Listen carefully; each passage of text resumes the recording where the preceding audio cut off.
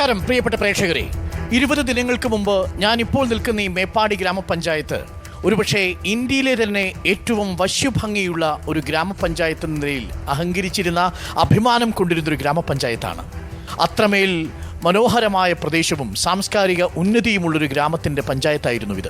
നമ്മളിപ്പോൾ നിൽക്കുന്ന ഈ മേപ്പാടി പഞ്ചായത്തിലെ 3 വാർഡുകൾ പൂർണ്ണമായും 30-ാം തീയതി രാത്രിയിൽ വന്ന ആ ഉരുളിൽ, 29-ാം തീയതി രാത്രിയിൽ 30-ാം തീയതി പുലർച്ചയോടുകൂടി സംഭവിച്ച ഉരുളിൽ നഷ്ടപ്പെട്ടു പോയി. സർവവും നഷ്ടപ്പെട്ടു പോയ മനുഷ്യരെ തിരിച്ചുപിടിക്കാനുള്ള ഭഗീരഥ പ്രയത്നം തുടരുകയാണ് സംസ്ഥാന സർക്കാരും പഞ്ചായത്തും പ്രതിപക്ഷവും പൗരസമൂഹവും എല്ലാം. ഈ ചൂരൽമലയിലെയും മുണ്ടക്കയിലെയും പുഞ്ചിരിമട്ടത്തെയും മനുഷ്യർക്കൊപ്പമുണ്ട്. അവർ ക്യാമ്പുകളിൽ കഴിഞ്ഞു തുടങ്ങിയിട്ട് ഇന്ന് 20 ദിവസമാവുന്നു. ഏറ്റവും പ്രധാനപ്പെട്ട ചോദ്യം ഇതാണ്. പാതി ജീവനുമായി വന്നവരുണ്ട്, മുഴുവൻ ജീവനും നഷ്ടപ്പെട്ടിട്ടും ജീവച്ഛവം പോലെ ജീവിച്ചു തുടങ്ങിയ മനുഷ്യരുണ്ട്. അവരെ നമുക്ക് പൂർണ്ണ മനുഷ്യരാക്കി മാറ്റണം. ഒരു പൂർണ്ണ ജീവിതം നമുക്ക് അവർക്ക് കൊടുക്കണം. അതിനുവേണ്ടിയുള്ള ശ്രമത്തിലാണ് നമ്മളെല്ലാവരും. പക്ഷെ അപ്പോഴും ചോദ്യം ബാക്കിയാണ്. അനിശ്ചിതത്വം നീളുമ്പോൾ ഇനി എങ്ങോട്ട് എന്ന ചോദ്യം. സർക്കാരിന് ആദ്യഘട്ടത്തിൽ ചെയ്യാൻ കഴിയുന്നതെല്ലാം ചെയ്തു. പ്രതിപക്ഷവും പൂർണ്ണമായും സർക്കാരിന് കരുത്തായി നിന്നു. പക്ഷേ ഇവരുടെ ആശങ്കകൾക്ക് വിരാമമില്ലെന്ന് മാത്രവുമല്ല, പലപ്പോഴും ആ ആശങ്കകൾക്ക് കനം കൂടുക കൂടി ചെയ്യുന്നു. വാടക വീട്ടിലേക്ക് ഇനി എത്ര നാൾ കൊണ്ട് മാറാൻ കഴിയും? വാടക വീട്ടിൽ അവരുടെ ജീവിതങ്ങൾ എങ്ങനെ അവർ തളിരണിയിക്കും? എങ്ങനെയാണ് ജീവിതത്തിലൊരു പച്ചപ്പുണ്ടാവുക? ഈ ചോദ്യങ്ങളുടെ മുന്നിലാണ് നമ്മൾ നിൽക്കുന്നത്. മേപ്പാടി ഗ്രാമപഞ്ചായത്തിൽ നിന്നും തത്സമയം നമ്മൾ പ്രേക്ഷകരിലേക്ക് എത്തുകയാണ്. നമുക്ക് ഇവരുടെ ചോദ്യം തന്നെ ആവർത്തിക്കാം. ഇനി എങ്ങോട്ട്?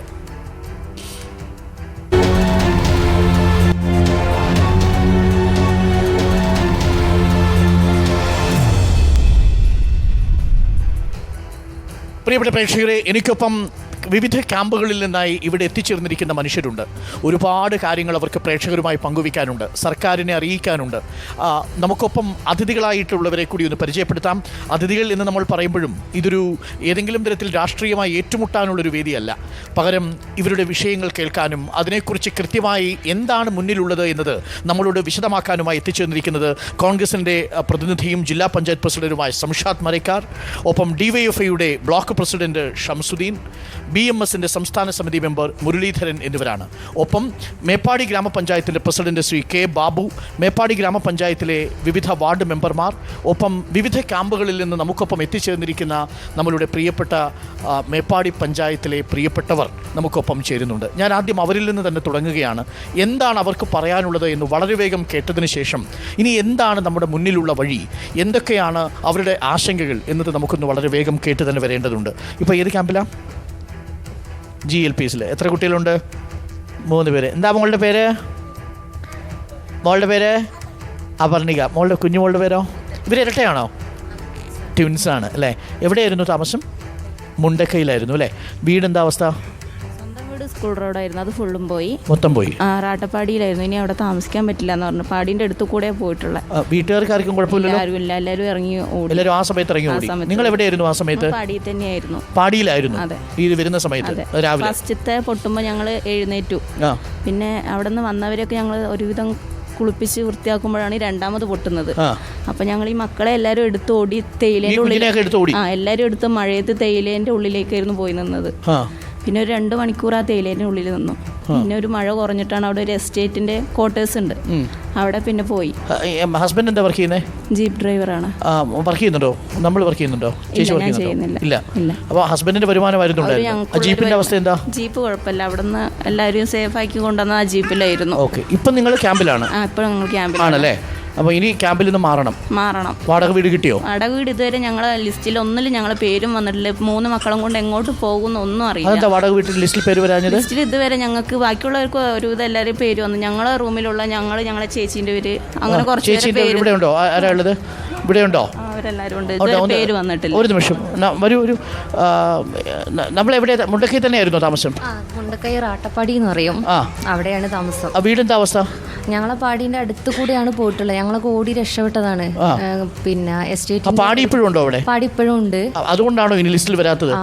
എന്താ അറിയില്ല. ഞങ്ങള് പിന്നെ പാടിയിൽ ഇനിയിപ്പോ ജീവിക്കാൻ പറ്റുമോ? ഇല്ല, ഒരിക്കലും പറ്റില്ല. എന്താ അതിന്റെ അവസ്ഥ? അത് ഏത് നിമിഷവും പോകുന്നുള്ള ഒരു അവസ്ഥയിലാണ് നിൽക്കുന്നത്. അതിന് മുമ്പിലെ ഭാഗമൊക്കെ പോയോ? അതിന്റെ സൈഡിൽ കൂടെയാണ് പോയിട്ടുള്ളത്. അവിടെ ഒരു തിണ്ടുള്ളതുകൊണ്ട് ഞങ്ങളൊക്കെ രക്ഷപ്പെട്ടു. എത്ര പേരുണ്ട് വീട്ടില്? ഞങ്ങള് 4 ആളാണ് ഉള്ളത്. നിങ്ങൾ 4 പേര് മക്കളാണോ ഇവര്? ആണോ? എത്ര? മോളുടെ പേരെന്താ? വേറെ കുട്ടിയുണ്ടോ? മോനുണ്ട് അല്ലേ? മോന്റെ പേരെന്താ? ബദ്രി. ഇപ്പൊ ഇവരടക്കം 4 പേരുണ്ട്. 4 പേര്. ഹസ്ബൻഡും പാടിയിലാണ്. ഹസ്ബൻഡ് എന്താ ജോലി? ഡ്രൈവറാണ് ജീപ്പിൽ. ജീപ്പിന് കുഴപ്പമില്ലല്ലോ? ജീപ്പിന് കുഴപ്പമുണ്ടോ? ഇല്ല. വേറെ ബന്ധുക്കൾക്ക് വേറെ പ്രശ്നമൊന്നുമില്ലല്ലോ? ബന്ധുക്കാർക്കൊന്നും കുഴപ്പമില്ല. അപ്പൊ നിങ്ങളുടെ പാടിയിൽ ഇനി താമസിക്കാൻ കഴിയില്ല അല്ലേ? ഇവിടെയും പാടിയിൽ താമസിക്കാൻ ഇനി കഴിയില്ല അല്ലേ? അങ്ങോട്ട് പോകാൻ കഴിയില്ല, അങ്ങോട്ട് പോകണം ആഗ്രഹവും ഇല്ല. അങ്ങോട്ട് ഇനി പോകാം. എവിടെ റോഡ് സൈഡ് താർപ്പായി വിരിച്ചു കിടന്നാലും ഇനി അങ്ങോട്ടേക്ക് മക്കളെയും കൊണ്ട് പോവില്ല. ആ സ്ഥലത്തേക്ക് അത്ര പേടിച്ചു പോയോ? അത്രയും ഞങ്ങൾ ഇറങ്ങി ഓടിയതാണ്. പിഞ്ചു കുട്ടീനെ എടുത്തിട്ട് ഞങ്ങൾ ആ മഴയത്ത് ഇറങ്ങി ഓടിയതാണ്. ഓക്കെ. പാടിയിലുള്ള ആളുകൾ നിങ്ങൾ എവിടെയാ ചേട്ടൻ്റെ വീട്? ഞാൻ മുണ്ടക്കായിൽ ഉരുൾപൊട്ടിന്റെ തൊട്ട് താഴെ എൻ്റെ വീടെന്താ അവസ്ഥ? വീടിന് അടുത്ത് കൂടെയാണ് പോയത്.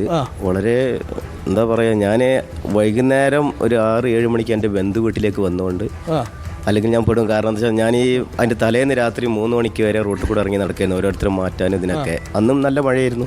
പക്ഷെ അന്ന് എനിക്ക് തോന്നിയതുകൊണ്ട് ഞാനന്ന് വൈകുന്നേരം ഇരുട്ടാൻ നേരത്തെ എൻ്റെ ബന്ധു വീട്ടിലേക്ക് ഞാൻ വന്നു, ഞാൻ എൻ്റെ ഭാര്യ. അതുകൊണ്ട് രക്ഷപ്പെട്ടു. താമസിക്കാൻ കഴിയില്ലല്ലോ? കഴിയില്ല. ഉരുൾപൊട്ടിന്റെ തൊട്ട് താഴെ. ഇപ്പൊ ക്യാമ്പിലല്ല, ബന്ധു വീട്ടിലാണ്. ഇനി വാടക വീട്ടിലേക്ക് മാറണം. വാടക വീട് ഞാൻ സ്വന്തമായിട്ട് തന്നെ ഏകദേശം അഡ്വാൻസ് കൊടുത്ത് കണ്ടെത്തി. സ്വന്തമായിട്ട് നമ്മൾ കണ്ടെത്തി. സർക്കാർ സഹായിച്ചില്ല? ആരും സഹായിച്ചിട്ടില്ല. സ്വന്തമായിട്ട്. എവിടെയാ വാടക വീട് കണ്ടെത്തിയിരിക്കുന്നത്? ഇപ്പൊ കാപ്പുംകൊല്ലി എന്ന് പറഞ്ഞ സ്ഥലത്ത്. വാടക 5000 വാടകയും 10,000 അഡ്വാൻസും. 10,000 അഡ്വാൻസ് ഇവിടെ കൊടുക്കും? അഡ്വാൻസ് നമ്മൾ സംഘടിപ്പിച്ചു കൊടുത്തു. ഓക്കെ. ചേട്ടൻ്റെ അവസ്ഥ എന്താ? എൻ്റെ അവസ്ഥ പറഞ്ഞാൽ എൻ്റെ അനിയനും ഭാര്യയും മോളും പോയി. ഇപ്പോൾ ആ 2 മക്കളെ സംരക്ഷിക്കണം. ഇന്നൊരു വാടക വീട് പോയി നോക്കി. ആ വാടക വീടിക്ക് പറയണത് 1 ലക്ഷം റുപ്യ അഡ്വാൻസും 10,000 റുപ്യ പിന്നെ വാടക. കുന്നപ്പറ്റ. എങ്ങനെ കൊടുക്കാനാണ് സാർ? എങ്ങനെ കൊടുക്കാൻ ഒരു വഴിയില്ല. നിങ്ങൾ എവിടെയായിരുന്നു താമസിച്ചിരുന്നത്? മുണ്ടക്കൈ തന്നെ പോയി പറഞ്ഞ സ്ഥലത്താണ്. ആ വീട് മൊത്തം പോയോ? വീടിന്റെ സൈഡിൽ കൂടെ പോയത്. വീട് സൈഡിൽ കൂടെ പോയത്. ഓക്കെ. അപ്പം നിങ്ങൾക്കിനി വാടക വീട് വേണം. സർക്കാർ ലിസ്റ്റ് ഉണ്ടാക്കിയല്ലോ, ആ ലിസ്റ്റിലില്ലേ നിങ്ങൾ? ലിസ്റ്റിലുണ്ട്. പക്ഷെ അത് അലോട്ട്മെന്റ് ചെയ്തിട്ടേ വരുള്ളൂ. അലോട്ട്മെന്റ് ആയില്ല. ഇപ്പൊ ക്യാമ്പില് ഇപ്പൊ ബുദ്ധിമുട്ടില്ലല്ലോ? ക്യാമ്പിൽ ബുദ്ധിമുട്ടൊന്നുമില്ല. പക്ഷെ മാറണം. എത്രയും പെട്ടെന്ന് ക്യാമ്പിൽ മാറണം അല്ലേ? അതിന് വാടക വീട് ഇപ്പം സ്വന്തമായിട്ട് കണ്ടെത്തിയാൽ പൈസ കൂടുതൽ കൊടുക്കണം. അപ്പൊ എന്താ സർക്കാരിനോട് പറയാനുള്ളത്? സർക്കാർ പറയാനുള്ളത് തന്നെയാണ്, ഞങ്ങൾക്ക് എന്തെങ്കിലും പെട്ടെന്ന് ചെയ്തു തരണം. ഈ വാടക വീട്ടിലേക്ക് മാറാനുള്ള ഏർപ്പാട് ചെയ്തു തരണം. സർക്കാർ ഇടപെട്ട് ഇപ്പൊ വാടക വീട്ടിലേക്ക് കുറെ പേരെ മാറ്റിയിട്ടുണ്ട് ഇല്ലേ? ക്വാർട്ടേഴ്സിലേക്ക് മാറ്റിയിട്ടില്ലേ? വാടക വീട് ചോദിക്കുമ്പോൾ എങ്ങനെയാണ് പറയുന്നത്? എന്താ പറയുന്നത്? അഡ്വാൻസ് കൂടുതൽ വേണം. അഡ്വാൻസ് കൂടുതൽ ചോദിക്കുന്നു അല്ലേ? ഇവിടെ അഡ്വാൻസ് 10,000 ചോദിച്ചു. 10,000 അത് കുഴപ്പമില്ല അല്ലേ? 10,000 രൂപ കൊടുത്തു. പക്ഷേ 10,000 രൂപ സ്വന്തം കയ്യിൽ നിന്ന് കൊടുക്കേണ്ടി വന്നോ? നമ്മൾ സ്വന്തം കയ്യിൽ നിന്ന്. സർക്കാർ പോക്കറ്റ് മണി കിട്ടിയില്ലേ? ഒന്നും കിട്ടിയിട്ടില്ല. നിങ്ങൾ ഏത് ക്യാമ്പിലുള്ളത്? ഞാൻ ക്യാമ്പിലല്ല, ഞാൻ വീട്ടിലായതുകൊണ്ട് കിട്ടിയില്ല. റുപ്യ കിട്ടിയില്ല സർക്കാരിന്റെ ഒന്നും. ഓക്കെ. ഞങ്ങള് മൂപ്പര ഭാര്യയാണ് ഞാൻ. പിന്നെ മൂപ്പര അനിയനും ഭാര്യയും മോളും പോയി. അപ്പം ഞങ്ങൾക്ക് 2 കുടുംബത്തിന് താമസിക്കണം. അങ്ങനെ ഞങ്ങളിന്ന് കുന്നമ്പറ്റ ഗവൺമെൻറ് ഒരു ഇതും ഞങ്ങൾക്ക് ചെയ്യുന്നില്ല. ഞങ്ങൾ കുന്നമ്പറ്റ പോയൊരു വീട് നോക്കി ഞങ്ങൾ 2 ഫാമിലിക്ക് താമസിക്കാനുള്ളതാണ്. അപ്പോൾ അവർ 1 ലക്ഷം ചോദിച്ചു വാടക അഡ്വാൻസ്. 1 ലക്ഷം. പിന്നെ അത് 30ലേക്ക് ആക്കി തന്നു. ആ 30 പറഞ്ഞാൽ ഇന്ന് നാളെ പോവുകയാണെങ്കിൽ ആ 30,000 രൂപ കൊടുക്കണം. 12,000 റുപ്യ വീട് തന്നെ. ഇവരൊക്കെ ഞങ്ങൾ അയൽവാസികളാണ്. ഞങ്ങളെല്ലാവരും മുണ്ടക്കൈ തന്നെ. ഞങ്ങൾ പോകൂല. ഞങ്ങൾ ബസ് സ്റ്റോപ്പ് പോയി കിടന്നാലും മുണ്ടക്കൈക്ക് ഇനി പോകൂല. ഞങ്ങൾ അങ്ങോട്ട് പോകാൻ കഴിയില്ല. എന്താ നമ്മുടെ അവസ്ഥ? എന്താ ചേച്ചി? എന്താ അവസ്ഥ? രണ്ടുപേരും വന്നോട്ടെ. എന്താ പേരെന്താ? ഹരിത. എവിടെയാ സ്ഥലം? ചുരുൾമല. എവിടെയാ സ്ഥലം? നിങ്ങൾ ബന്ധുക്കളാണോ അതോ സുഹൃത്തുക്കളാണോ? ബന്ധുക്കളാണ്. സിസ്റ്റേഴ്സ് ആണോ? അതെ. ഓക്കെ. വീട് എന്താ അവസ്ഥ? വീട് അവിടെ ഇല്ല. വീടില്ല. വീട് പോയോ? വീടെല്ലാം പോയി. എല്ലാം പോയി. മൈക്കൊന്ന് പിടിച്ചോളൂ. എന്താ ചെയ്യുന്നത്? ഞാൻ വർക്ക് ചെയ്യുന്നു. എന്താ ചെയ്യുന്നത്? ഞാൻ വർക്ക് ചെയ്യുന്നു. വീട്ടിൽ ആരൊക്കെ ഉണ്ടായിരുന്നു? വീട്ടിൽ അച്ഛനമ്മ, ചെറിയ. വീട്ടിലാർക്ക് ബുദ്ധിമുട്ടൊന്നും ഉണ്ടായിട്ടില്ലല്ലോ? പരിക്കൊന്നും ഉണ്ടായില്ലല്ലോ? വീട്ടുകാർ ഇപ്പം ജീവനോടെ ഇല്ല. 9 പേര് പോയി. ഇതിൽ പോയതാണോ? ആരൊക്കെ? ഞങ്ങൾ മക്കൾ മാത്രമേ ഉള്ളൂ ഇപ്പം. അച്ഛനമ്മ, ചെറിയമ്മ, മക്കള്, എൻ്റെ ഒരു മകൻ അതിലുണ്ടായിരുന്നു. അതിലുണ്ടായിരുന്നോ? ഓ ശരി. സോറി കേട്ടോ, ഞാൻ അറിഞ്ഞില്ല. നിങ്ങൾ ഏത് ക്യാമ്പിലാണ് ഇപ്പോൾ ഉള്ളത്? ഞങ്ങളിപ്പം GHS. ഇവിടെ ഇപ്പോൾ ആരൊക്കെയാണ് ഉള്ളത്? നിങ്ങൾ 2 പേര് മാത്രമേ ഇപ്പോൾ ഉള്ളൂ? ഞങ്ങൾ മക്കൾ മാത്രം 6 പേര് മാത്രമാണ് ഇപ്പം ഇവിടെ ഉള്ളത്. 6 പേര് മാത്രമേ ഉള്ളൂ? അമ്മൻ്റെ മക്കളാണ് പോയതവരൊക്കെ. അച്ഛമ്മയുടെ 3 മക്കളുടെ 3 ആമക്കളാണ്. അമ്മയുടെ പേരെന്താ? അമ്മ. ആ സമയത്ത് അമ്മ എവിടെയായിരുന്നു? ഞാൻ മകളുടെ അടുത്തുണ്ടായിരുന്നു. കുന്നുമേര് എൻ്റെ അടുത്തുണ്ടായിരുന്നു അമ്മ. അന്ന് മഴ പെയ്യണ വേണ്ടിട്ട് അമ്മനെ മരുമോള് എൻ്റെ അടുത്ത് പറഞ്ഞയച്ചാണ്. അമ്മ വീട്ടിൽ പോയിക്കോളൂ ചേച്ചീൻ്റെ അവിടേക്ക്, ബുധനാഴ്ച വന്നാൽ മതി അമ്മ എന്ന് പറഞ്ഞിട്ട് പറഞ്ഞയച്ചാണ്. പണ്ടങ്ങളൊക്കെ ബാങ്കിലുണ്ട്. ബാങ്കിൽ ഞാൻ വന്നിട്ട് എൻ്റെ പേരിലാക്കമ്മ, അമ്മ ചേച്ചീൻ്റെ അടുത്ത് ഇപ്പോൾ പോകാണ്ട് പറഞ്ഞയച്ചാണ്. അങ്ങനെ 3 ആങ്ങളമാരും പോയി, ആങ്ങളമാരും ഭാര്യമാരും 2 പേരക്കുട്ടികളും അവൾ മോളെ കുട്ടിയും പോയി.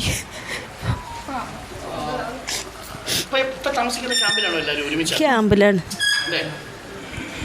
മോൻ്റെ എത്ര വയസ്സുണ്ടായിരുന്നു? മോന് 13 വയസ്സ്. 13 വയസ്സ്. ഏത് സ്കൂളിലാണ് പഠിച്ചിരുന്നത്? അവിടെ വെള്ളാർമല സ്കൂളിലായിരുന്നു. സ്കൂളിൽ GVHSS. എന്താ ചെയ്തിരുന്നേ? മോനോ? അല്ല, ഞാൻ വിംസ് ഡോക്ടർ മക്കൻസ് മെഡിക്കൽ കോളേജിൽ വർക്ക് ചെയ്തുകൊണ്ടിരിക്കുകയായിരുന്നു. ഹസ്ബൻഡ് കൂലിപ്പണിയാ. ഇപ്പം എന്താ അവസ്ഥ? വാടക വീട് കണ്ടെത്തിയോ? ഞങ്ങൾ കണ്ടെത്തിയിട്ടുണ്ട്. വാടക വീട് കണ്ടെത്തിയിട്ടുണ്ട്. എത്ര രൂപ അഡ്വാൻസ് അവർ ചോദിക്കുന്നത്? അഡ്വാൻസ് 20,000 ചോദിച്ചത്. 20,000 ചോദിക്കുന്നുണ്ട്. അപ്പോൾ നിങ്ങൾ കൊടുക്കുന്നുണ്ടോ? എന്താ അവസ്ഥ? ഞങ്ങൾ മാറി പോകണമെങ്കിൽ എന്തായാലും കുട്ടികൾക്ക് ഇനി സ്കൂളിലൊക്കെ പോകണ്ടല്ലേ. അതായത് ഒരു കുടുംബത്തിലെ എത്ര പേരാ പോയത്? 9 പേര് പോയി. അതിൽ ഏറ്റവും അടുത്ത ആളുകൾ പോയത് അച്ഛൻ, അമ്മ, മോനും പോയി അല്ലേ? നിങ്ങൾ പ്രയോറിറ്റി ലിസ്റ്റിൽ തന്നെയല്ലേ സർക്കാരിൻ്റെ? അല്ലേ? സർക്കാർ തന്ന വീടാണോ ഇപ്പോൾ? ആ ലിസ്റ്റിലുള്ള വീടാണോ? അല്ല, ഞങ്ങൾ സെപ്പറേറ്റ് ആയിട്ട് വീട് എടുത്തതാണ്. വീടല്ലാതെ ഒറ്റയ്ക്ക് പോയി കണ്ടെത്തിയത്. ഈ സർക്കാർ തരുന്ന ലിസ്റ്റിലെ വീട് നമുക്ക് എടുക്കാൻ പറ്റുമോ? പറ്റില്ല. അവരെന്ന് വെച്ചാൽ നമുക്ക് എന്താ ക്വാർട്ടേഴ്സ് പോലെയുള്ള റൂമാണ് തരുന്നത്. അപ്പം ഞങ്ങൾ ഈ 6 പേര് ഒരുമിച്ച്. 6 പേരെന്ന് പറയുന്നത് ആരൊക്കെയാണ് ഉള്ളത് ഇപ്പോൾ? ഇതാ ബ്രദറുണ്ട്. ബ്രദറാണ്. നിങ്ങൾ സഹോദരങ്ങളാണ് 6 പേരുള്ളത് ഇപ്പോൾ? ഞാനാ മൂത്തത്. പേര്? അരുൺകുമാർ. അരുൺ മാരീഡ് ആയിരുന്നോ? അതെ. വൈഫ് സെപ്പറേറ്റ് ആണ് ഇപ്പോൾ. ഉണ്ട്. അപ്പം നിലവിൽ അരുണും ഉണ്ട്, ഞാനും പിന്നെ ഈ മക്കളും ഉണ്ട്. ഇവള് നെക്സ്റ്റ് മന്ത് മാരേജ് ഉറപ്പിച്ചു വെച്ചായിരുന്നു. അപ്പം കല്യാണം ഉറപ്പിച്ചു വെച്ചാണ്. അതിനുള്ള പണ്ടമൊക്കെ വീട്ടിലുണ്ടായത് എടുത്ത് സ്വരുക്കൂട്ടി വെച്ചതായിരുന്നു. എല്ലാം പോയി. ആ വീടും പോയി. വീട് 3 വീട് അടുത്തടുത്താണ്. 3 വീട് അടുത്തടുത്ത് പോയി. 9 പേരും പോയി. ചെറിയച്ഛന്മാർ 2 പേര്, കുട്ടികൾ, അച്ഛൻ, അമ്മ, അങ്ങനെയല്ല. അല്ല, എൻ്റെ ഒരു സംശയം, ഇപ്പോൾ നിങ്ങൾ ഇത്രയും പേര് കൂടെ ഒരുമിച്ചൊരു വീട്ടിൽ താമസിക്കണം അല്ലേ? അല്ലെങ്കിൽ സെപ്പറേറ്റ് കഴിയുള്ളൂ. അച്ഛനോ? അല്ല, ഒരുമിച്ച് താമസിക്കണം. അപ്പോൾ സെപ്പറേറ്റ് പോയിട്ടുണ്ടെങ്കിൽ ഒറ്റപ്പെട്ടു പോകും മക്കള്. അപ്പോൾ ഇപ്പോൾ സർക്കാർ തരുന്ന വീട്ടിൽ അങ്ങനെ ഒരുമിച്ച് താമസിക്കാനുള്ള സൗകര്യമില്ല. അതുകൊണ്ട് അത് ദൂരം കൂടുതലൊക്കെയാണ്. നമുക്ക് ഈ മക്കളെ പഠിപ്പിക്കണമെന്നുണ്ടെങ്കിൽ ആ ദൂരത്ത് നിന്ന് ഇത്ര അടുത്തേക്ക് വരാൻ പറ്റില്ല. ഓക്കെ. ഇനിയിപ്പോൾ ചൂരൽമല സ്കൂളില്ലെങ്കിൽ മേപ്പാടിയിലാണ് സ്കൂള്. ഒരു കുട്ടി ഉണ്ടായിരുന്നു, ഒരു മോനാണ് ഉണ്ടായിരുന്നത് ആ സമയത്ത് അല്ലേ? ഓക്കെ. എവിടെ ചേട്ടാ വീട്? ഞാൻ ചൂരൽമല ടൗണിൽ. അങ്ങനെ ഒരു 1:30 മണിക്ക് ഉണ്ട് ഭയങ്കരമായ സൗണ്ട് കേട്ടു. അങ്ങനെ ഞാൻ എൻ്റെ മോനെ വിളിച്ച് പറഞ്ഞു ഭയങ്കര സൗണ്ട് ഉണ്ട്, എന്താ നമ്മൾ ചെയ്യേണ്ടി ചോദിച്ചു. അപ്പോൾ അവൻ നേരെ കയറി വീട്ടിൻ്റെ നല്ല മേലെ കയറി നിന്നു. കയറി നിൽക്കുമ്പോഴേക്കൊണ്ട് ഒരു 10 മിനിറ്റ് ആയിട്ടുള്ള വരുന്നു പൊട്ട് വാതിലൊക്കെ ഇടിച്ച് പൊളിച്ച് എൻ്റെ ഭാര്യ ചളിയിൽ കുടുങ്ങി. അങ്ങനെ ആലുവക്കാരൻ്റെ ഒരു ചെക്കൻ എൻ്റെ വീട്ടിലെ താമസം, ബാങ്കുകാരൻ. അവനാണ് ഭാര്യനെ വലിച്ച് കയറ്റി. അങ്ങനെ ചടപടാൻ ഞങ്ങൾ വേഗം അങ്ങോട്ട്. ആൾ നഷ്ടപ്പെട്ടിട്ടില്ലല്ലോ? ആൾ നഷ്ടപ്പെട്ടില്ല. വീട് പോയോ? ആ വീടൊക്കെ ഇടിച്ച് പൊളിച്ച്. സ്ഥലം എവിടെയായിരുന്നത്? ചൂരൽമല ടൗണിൽ. ചൂരൽമല ടൗൺ. ഇപ്പം വാടക വീടായോ? വാടക വീട് പിന്നെ വാഴവറ്റ ഒന്ന് ശരിയായിട്ടുണ്ട്. വാഴവറ്റ ഇവിടുന്ന് കുറച്ച് ദൂരം ഇല്ലേ? ഇവിടുന്ന് 10 മുട്ടിലപ്പുറത്താണ്. അപ്പോൾ അങ്ങോട്ട് പോകാൻ തീരുമാനിച്ചോ? അങ്ങോട്ട് പോകാൻ. സർക്കാരിൻ്റെ ലിസ്റ്റിൽപ്പെട്ട വീടാണോ അത്? സർക്കാരിൻ്റെ ലിസ്റ്റ്. വാടക കൊടുക്കണോ? വാടക അവർ കൊടുക്കുക, സർക്കാർ കൊടുക്കാന്ന്. വീട് പോയി കണ്ടോ? ആ വീടിന്ന് ഞാൻ എൻ്റെ മരുമകൻ മോളെല്ലാം പോയി കണ്ടു. അത്യാവശ്യ സൗകര്യമില്ലേ? ഉണ്ട്. അവൻ എന്തായാലും അങ്ങോട്ട് മാറുകയാണ്. നാളെ മാറുമോ? നാളെ മാറണമെന്നാ പറയുന്നത്. നാളെ മാറണമെന്ന് അവർ പറയിരിക്കാം. ഒപ്പിട്ട് വാങ്ങിന് നാളെ മാറണമെന്ന്. അപ്പം നാളെ മാറണം എന്നാണോ പറയുന്നത്? നാളെ വേണമെങ്കിൽ മാറാം, മറ്റന്നാൾ വേണമെങ്കിൽ മാറാം, അങ്ങനെയാണോ? നാളെ വേണം, നാളെയും പോവാം. എവിടെയാണ് ചേച്ചി താമസിക്കുന്നത്? ഞാൻ സ്കൂൾ റോഡാണ്, പടവട്ടിക്കുന്ന് പറയുന്ന സ്ഥലത്താണ്. ഉരുൾപൊട്ടിയത് വന്നിട്ട് ഞങ്ങളെ വീടിൻ്റെ കുറച്ച് താഴെയാണ്. അവിടെ ഇനി ഒന്നും താമസിക്കാനും പറ്റില്ല. ആന ശല്യമാണെങ്കിൽ ഭയങ്കര ശല്യമാണ്. ഞങ്ങൾക്ക് പുറത്തിറങ്ങാനൊക്കെ ഭയങ്കര പേടിയാണ്. ഇപ്പം ചേച്ചി ഉള്ളത് ക്യാമ്പിലാണോ? ക്യാമ്പിലാണ്. ഈ വാടക വീട് തരുന്ന ലിസ്റ്റ് ചേച്ചി ഇല്ലേ? ഉണ്ട് എന്ന് പറഞ്ഞിട്ടുണ്ട്, ഇതുവരെ വിളിച്ചിട്ടില്ല.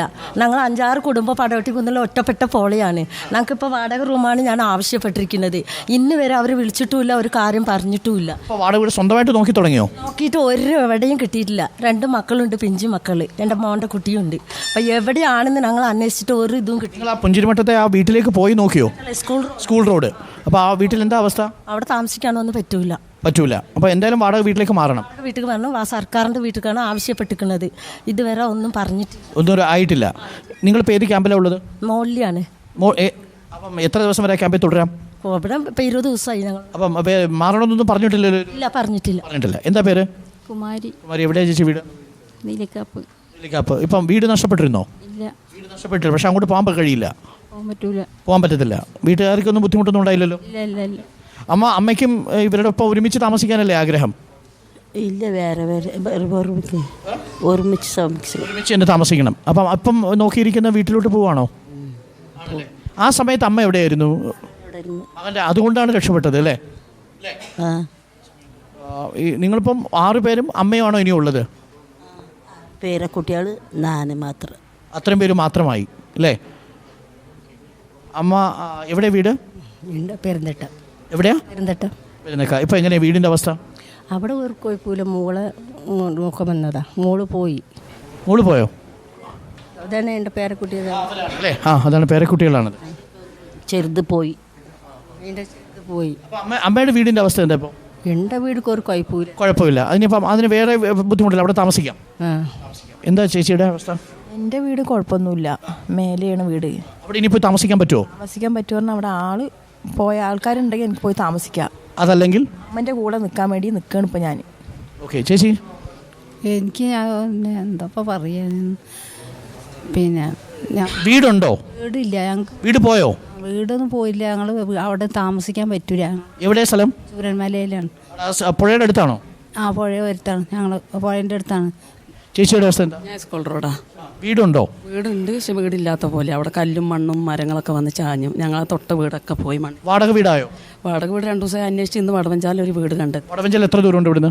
8000 രൂപയാണ് പറഞ്ഞത്. 8000 രൂപ വാടക. അഡ്വാൻസ് കൊടുക്കണോ? ഇല്ല, അഡ്വാൻസ് വേണ്ട. അഡ്വാൻസ് വേണ്ടാന്ന് പറഞ്ഞു. വീട് പോയി കണ്ടു, ഇഷ്ടപ്പെട്ടു. മക്കൾ പോയി. സർക്കാർ ഇപ്പോൾ 6000 രൂപ തരും, മതിയാവോ? അതന്നെ ഇപ്പം നോക്കി നിൽക്കണം. ഞങ്ങൾ എന്താ നാളെ പോന്ന് പോയി ആരോ ഒന്ന് മുട്ടി നോക്കണം. മക്കൾ പോയി കണ്ടെത്തിയിട്ട്. മക്കൾ കണ്ടു.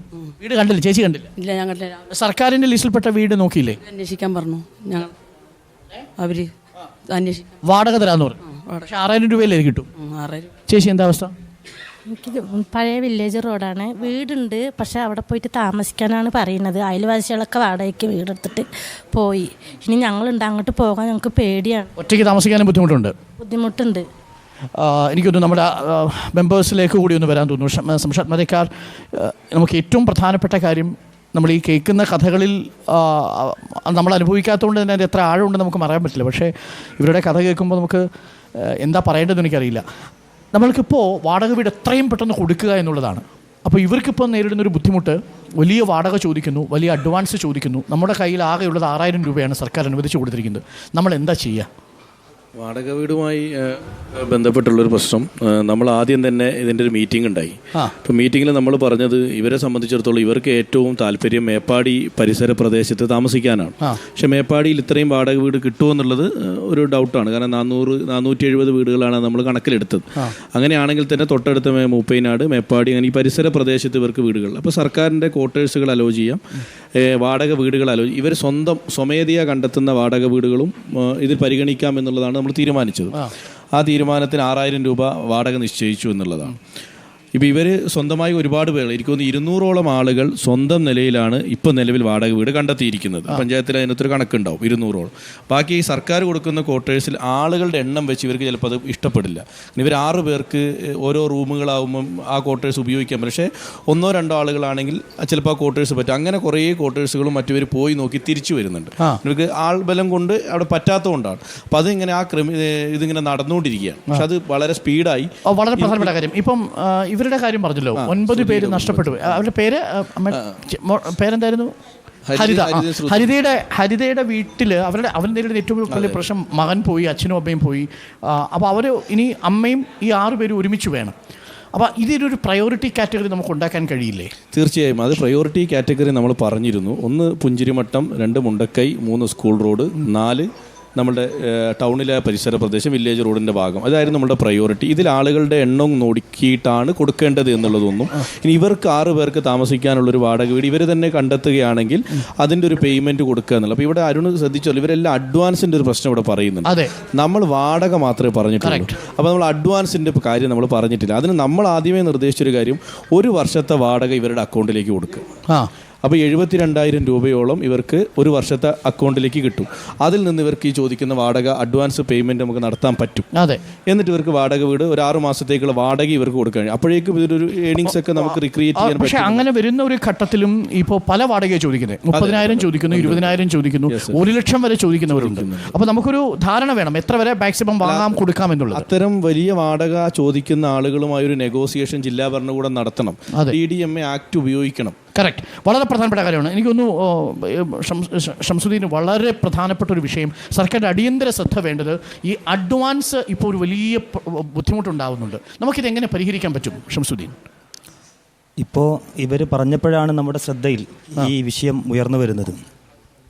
അപ്പോൾ ഇവിടെ തുടക്കത്തിൽ നമ്മൾ കാണേണ്ടത്, ഇത്തരത്തിലൊരു ദുരന്ത ഭൂമിയിൽ നമ്മൾ നിൽക്കുമ്പോൾ 200-ലധികം ആളുകൾ മരണപ്പെട്ട് നിൽക്കുമ്പോൾ അവിടെയും ഇവരെ താമസിക്കാൻ പോകുന്ന സ്ഥലത്ത് ഇത്തരത്തിൽ അഡ്വാൻസ് ഭീമമായി ചോദിക്കുന്നുണ്ടെങ്കിൽ അതിൽ വളരെ കൃത്യമായ രീതിയിൽ തന്നെ ഇനി വരുന്ന ദിവസങ്ങളിൽ സ്വാഭാവികമായും നമുക്ക് ഇടപെടേണ്ടതായി വരും.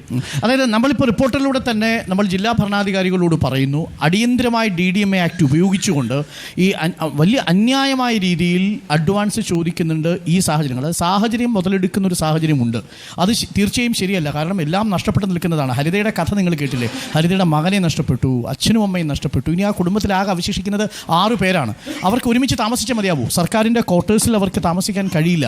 കാര്യം ഇത്രയും അംഗങ്ങൾ ഒരുമിച്ച് അവിടെ താമസിക്കാൻ കഴിയില്ല. അപ്പോൾ അത്തരം സാഹചര്യങ്ങളിൽ പരമാവധി അഡ്വാൻസ് നിങ്ങൾ ഒഴിവാക്കുക, അതല്ലെങ്കിൽ ന്യായമായി കൊടുക്കുക. അല്ലേ ഷംസുദ്ദീൻ? അതിലൊരു ഇടപെടൽ ഉണ്ടാവും. തീർച്ചയായും പറയുന്നത് ന്യായമായും കൊടുക്കുക എന്നുള്ളതല്ല.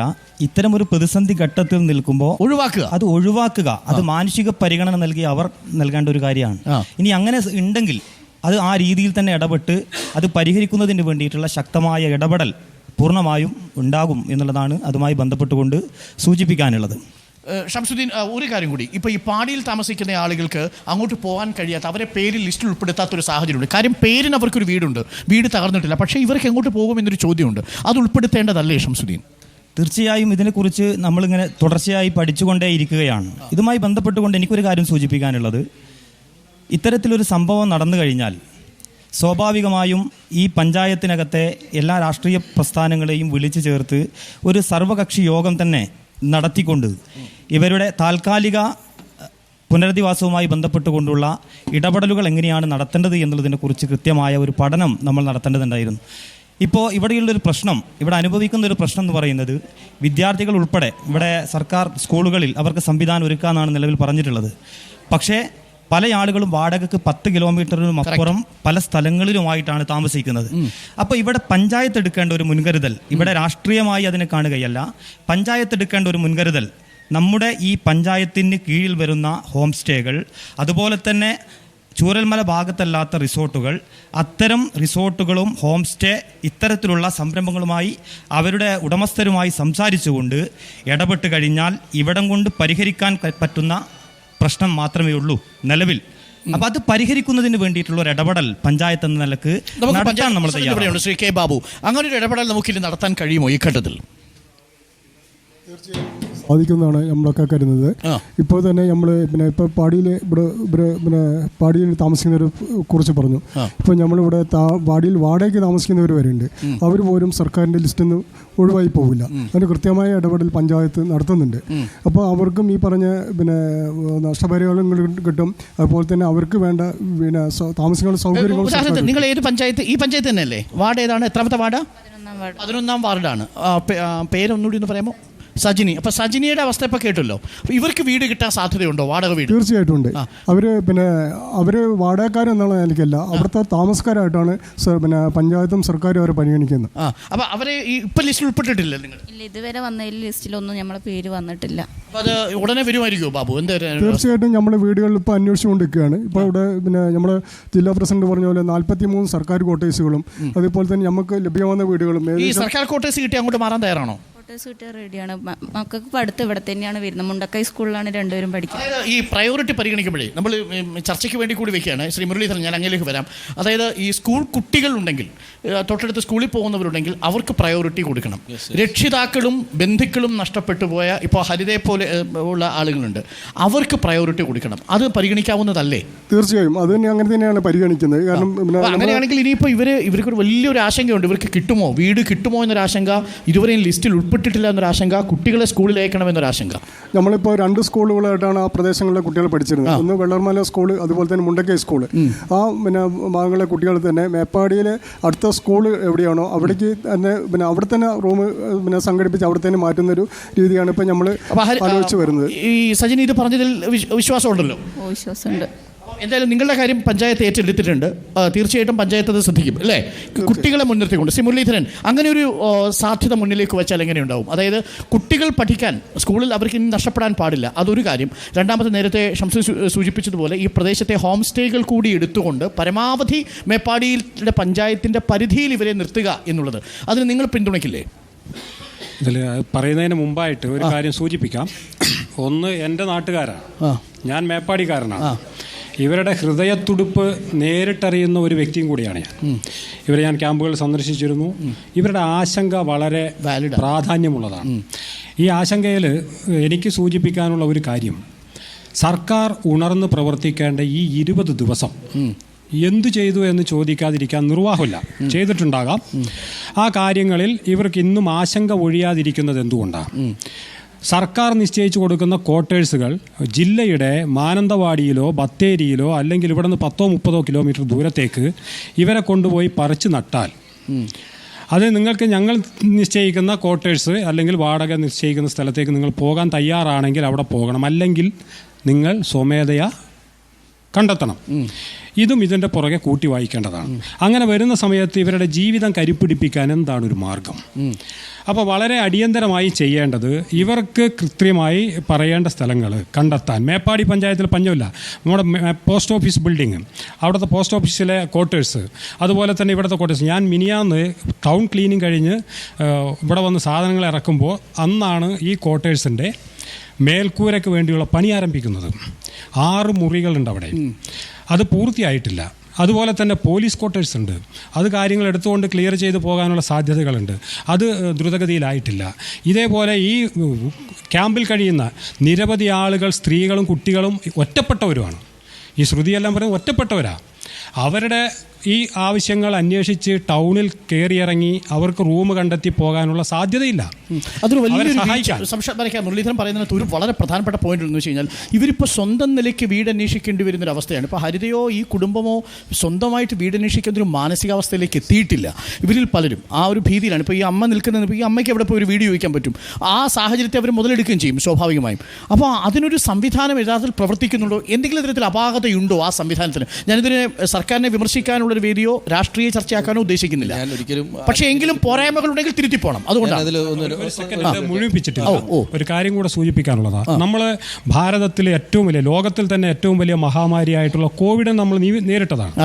ആ കോവിഡിന്റെ പശ്ചാത്തലത്തിൽ നമ്മൾ ഇവിടെ നിന്ന് ക്വാറന്റൈൻ ചെയ്തിട്ടുള്ള അല്ലെങ്കിൽ അവരെ സംരക്ഷിച്ചിട്ടുള്ള മാതൃക അത് ലോകം ശ്ലാഘിച്ചതാണ്.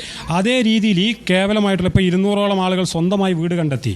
127 ആളുകളാണ് തോട്ടം തൊഴിലാളികളായിട്ട് വീടുകൾ നഷ്ടപ്പെട്ടിട്ടുള്ള പ്ലാന്റേഷൻ ലയത്തിൽ താമസിച്ചിരുന്ന ആളുകൾ. അവർക്ക് വേണ്ടി 90 റൂമുകൾ, മുറികൾ മാനേജ്മെന്റ് കണ്ടെത്തുന്നു. ഇനി ബാക്കിയുള്ളത് കൂടെ കണ്ടെത്താനിരിക്കുക. ഇവർക്ക് വേണ്ടിയിട്ടുള്ള ഷെൽട്ടറുകൾ ഉണ്ടാക്കാൻ റെഡിമെയ്ഡായിട്ട് പോലും ഇന്ന് അവൈലബിൾ ആണ്. 10-25 കൊല്ലം നിലനിൽക്കുന്ന റെഡിമെയ്ഡായിട്ട് ചെയ്യാവുന്ന ഭവനങ്ങൾ നിർമ്മിക്കാം. ഒഴിഞ്ഞു കിടക്കുന്ന ഭൂമികൾ കണ്ടെത്തി ഈ മേപ്പാടി പഞ്ചായത്തിൽ തന്നെ ഇവരെ എല്ലാം മേപ്പാടിക്കാരോടൊപ്പം തന്നെ ജീവിക്കുന്ന രീതിയിൽ അത്തരത്തിലുള്ള സംവിധാനത്തെക്കുറിച്ച് അടിയന്തരമായി സർക്കാർ ആലോചിക്കണം. ഇതിന് 2 മറുപടിയുണ്ട്. ഒരു ക്ലാരിറ്റി എല്ലാവരും കൂടെ ഉണ്ട്. ഇപ്പോൾ വീട് എങ്ങനെയാണ് അലോട്ട് ചെയ്യുന്നത് എന്നുള്ളൊരു പ്രശ്നമുണ്ട്. ഇപ്പോൾ ഷംസുദ്ദീൻ പറഞ്ഞ നമ്മളുടെ റിസോർട്ടുകളുടെ മീറ്റിംഗ് അത് നടത്തി കഴിഞ്ഞതാണ്.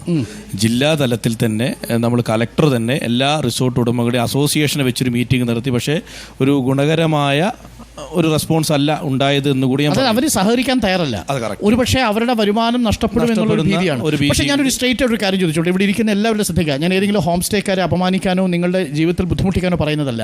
ഇപ്പോൾ ഒരു 6 മാസത്തേക്കെങ്കിലും ആ ഹോം സ്റ്റേകൾ സർക്കാർ നിരക്കിലോ അല്ലെങ്കിൽ ഒരു 2000 രൂപയുടെ കൂട്ടിയോ കൊടുക്കുന്നു എന്നിരിക്കട്ടെ, ഒരു 2000 രൂപയ്ക്ക് കൊടുത്താൽ അത് ശരിക്കും ഹോം സ്റ്റേകൾ ചെയ്യേണ്ട ഒരു ഉത്തരവാദിത്വമാണ്. തീർച്ചയായും ഈ ഒരു സമയത്ത് മനുഷ്യത്വപരമായി ഇടപെടുക എന്നുള്ളതാണ്. അതിനുശേഷമാണല്ലോ ബിസിനസ്.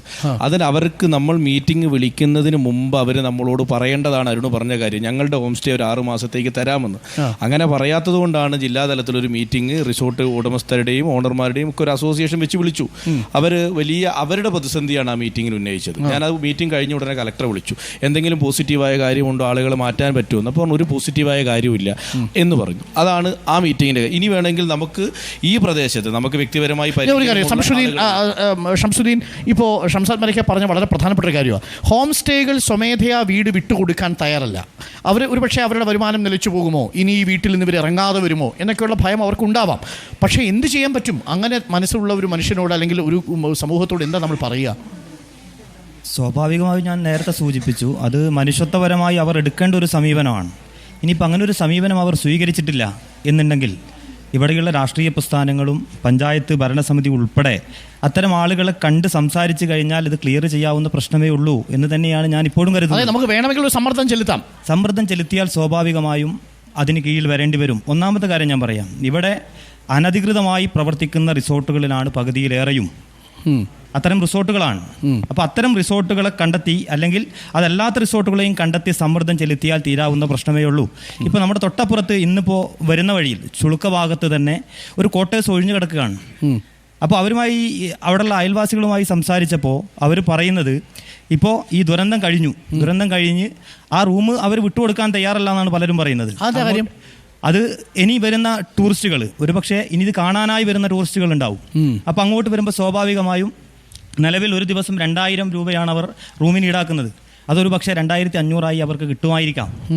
പക്ഷേ അങ്ങനെ വരുമ്പോൾ സംവിധാനമുണ്ട് ഇവിടെ, അല്ലേ? ഒരു സംവിധാനമുണ്ട്, പ്രാദേശിക. ശ്രീ ബാബു, നമുക്ക് അങ്ങനെയുള്ള പഞ്ചായത്തുകൾക്ക് നിങ്ങൾക്ക് അടിയന്തരമായ ഒരു ഷോക്കോസ് നോട്ടീസ് കൊടുത്തൂടെ? എന്തായാലും അവർ പലരും പ്രവർത്തിക്കുന്നത് അനധികൃതമായിട്ടാണ്. ഈ സമയത്തെങ്കിലും ഇവർ ഈ മനുഷ്യരോട് കരുണ കാണിച്ചില്ലെങ്കിൽ പിന്നെ ആ സ്ഥാപനങ്ങളൊക്കെ കൊണ്ട് എന്താ പ്രയോജനം? നമ്മൾ അങ്ങനെയുള്ള സ്ഥാപനങ്ങളെ പിന്തുണച്ചിട്ട് എന്താ പ്രയോജനം? നമുക്കൊരു നിലപാടെടുത്തൂടെ ശ്രീ ബാബു? തീർച്ചയായിട്ടും അത് നമുക്ക് ആലോചിക്കാമല്ലോ. അപ്പോൾ ഇവിടെ ഡിവൈഎഫ്ഐ പിന്തുണ പ്രഖ്യാപിച്ചു, BJP അതിന് പിന്തുണ പ്രഖ്യാപിച്ചിട്ടുണ്ട്, കോൺഗ്രസ് ഷംസാദ് മലിക്കാനും അതിന് പിന്തുണ പ്രഖ്യാപിച്ചു. പിന്നെ നിങ്ങൾ ആരെ ഭയക്കുന്നത്? നമ്മുടെ ഈ സമൂഹത്തിൽ ഇത് കണ്ടുകൊണ്ടിരിക്കുന്ന മുഴുവൻ പ്രേക്ഷകരുമുണ്ട്. അനധികൃതമായിട്ട് റിസോർട്ട് നടത്തുന്ന ആളുകൾ, ഹോം സ്റ്റേ നടത്തുന്ന ആളുകൾ. ഈ ഒരു സാഹചര്യത്തിൽ ഇവർ ഒരുമിച്ച് കൂടി വിളിച്ച യോഗത്തിൽ പോലും ഒരു മുറിയോ വീടോ വിട്ടുകൊടുക്കാൻ തയ്യാറല്ലെങ്കിൽ അതിനെ ക്യാൻസൽ ചെയ്ത് കളയണം, നടപ്പിലാക്കാൻ അനുവദിക്കരുത്. അങ്ങനെയുള്ള മനുഷ്യരെ കൊണ്ട് എന്താ പ്രയോജനം നമുക്ക്? തീർച്ചയായും ഇത്തരം ഒരു ദുരവസ്ഥയിൽ സഹായിക്കേണ്ട ഇവിടുത്തെ നാട്ടുകാരനെയാണ്, ഇത്തരം സംവിധാനങ്ങൾ തന്നെയാണ്.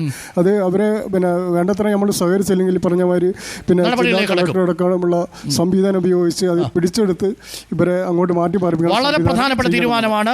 അതായത് അനധികൃതമായി പ്രവർത്തിക്കുന്ന ഹോം സ്റ്റേകൾ ഈ താൽക്കാലിക ദുരിതാശ്വാസത്തിന് സ്പേസ് കൊടുക്കുന്നില്ലെങ്കിൽ അത് പിടിച്ചെടുക്കും എന്ന് തന്നെയാണ് മേപ്പാടി പഞ്ചായത്തിന്റെ പ്രസിഡന്റ് കൂടി പറയുന്നത്. സ്വാഗതാർഹമായ തീരുമാനമാണ് ഈ ഘട്ടത്തിൽ.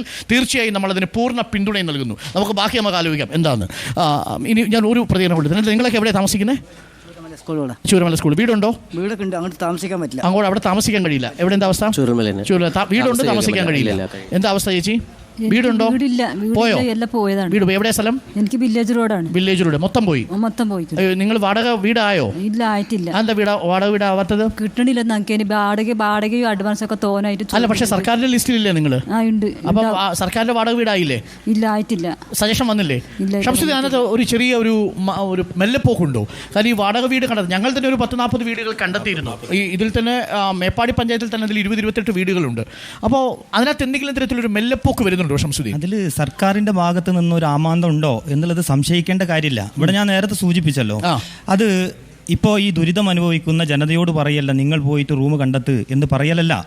മറിച്ച് ഞാൻ നേരത്തെ ഇവിടെ സൂചിപ്പിച്ചു, എല്ലാ രാഷ്ട്രീയ പ്രസ്ഥാനത്തിന്റെ പ്രതിനിധികളെയും വിളിച്ചുകൂട്ടി ഒരു സർവകക്ഷി യോഗം ഇരുന്ന് അടിയന്തരമായി അവരെ താമസിപ്പിക്കാനുള്ള സംവിധാനം ഉണ്ടാക്കാൻ ഇടപെട്ട് കഴിഞ്ഞാൽ ഇത് എത്രയും പെട്ടെന്ന് നമുക്ക് പരിഹരിക്കാൻ സാധിക്കും. അതിനൊരു വേദി ഒരുക്കാൻ പഞ്ചായത്ത് ഭരണസമിതി തയ്യാറാവണം.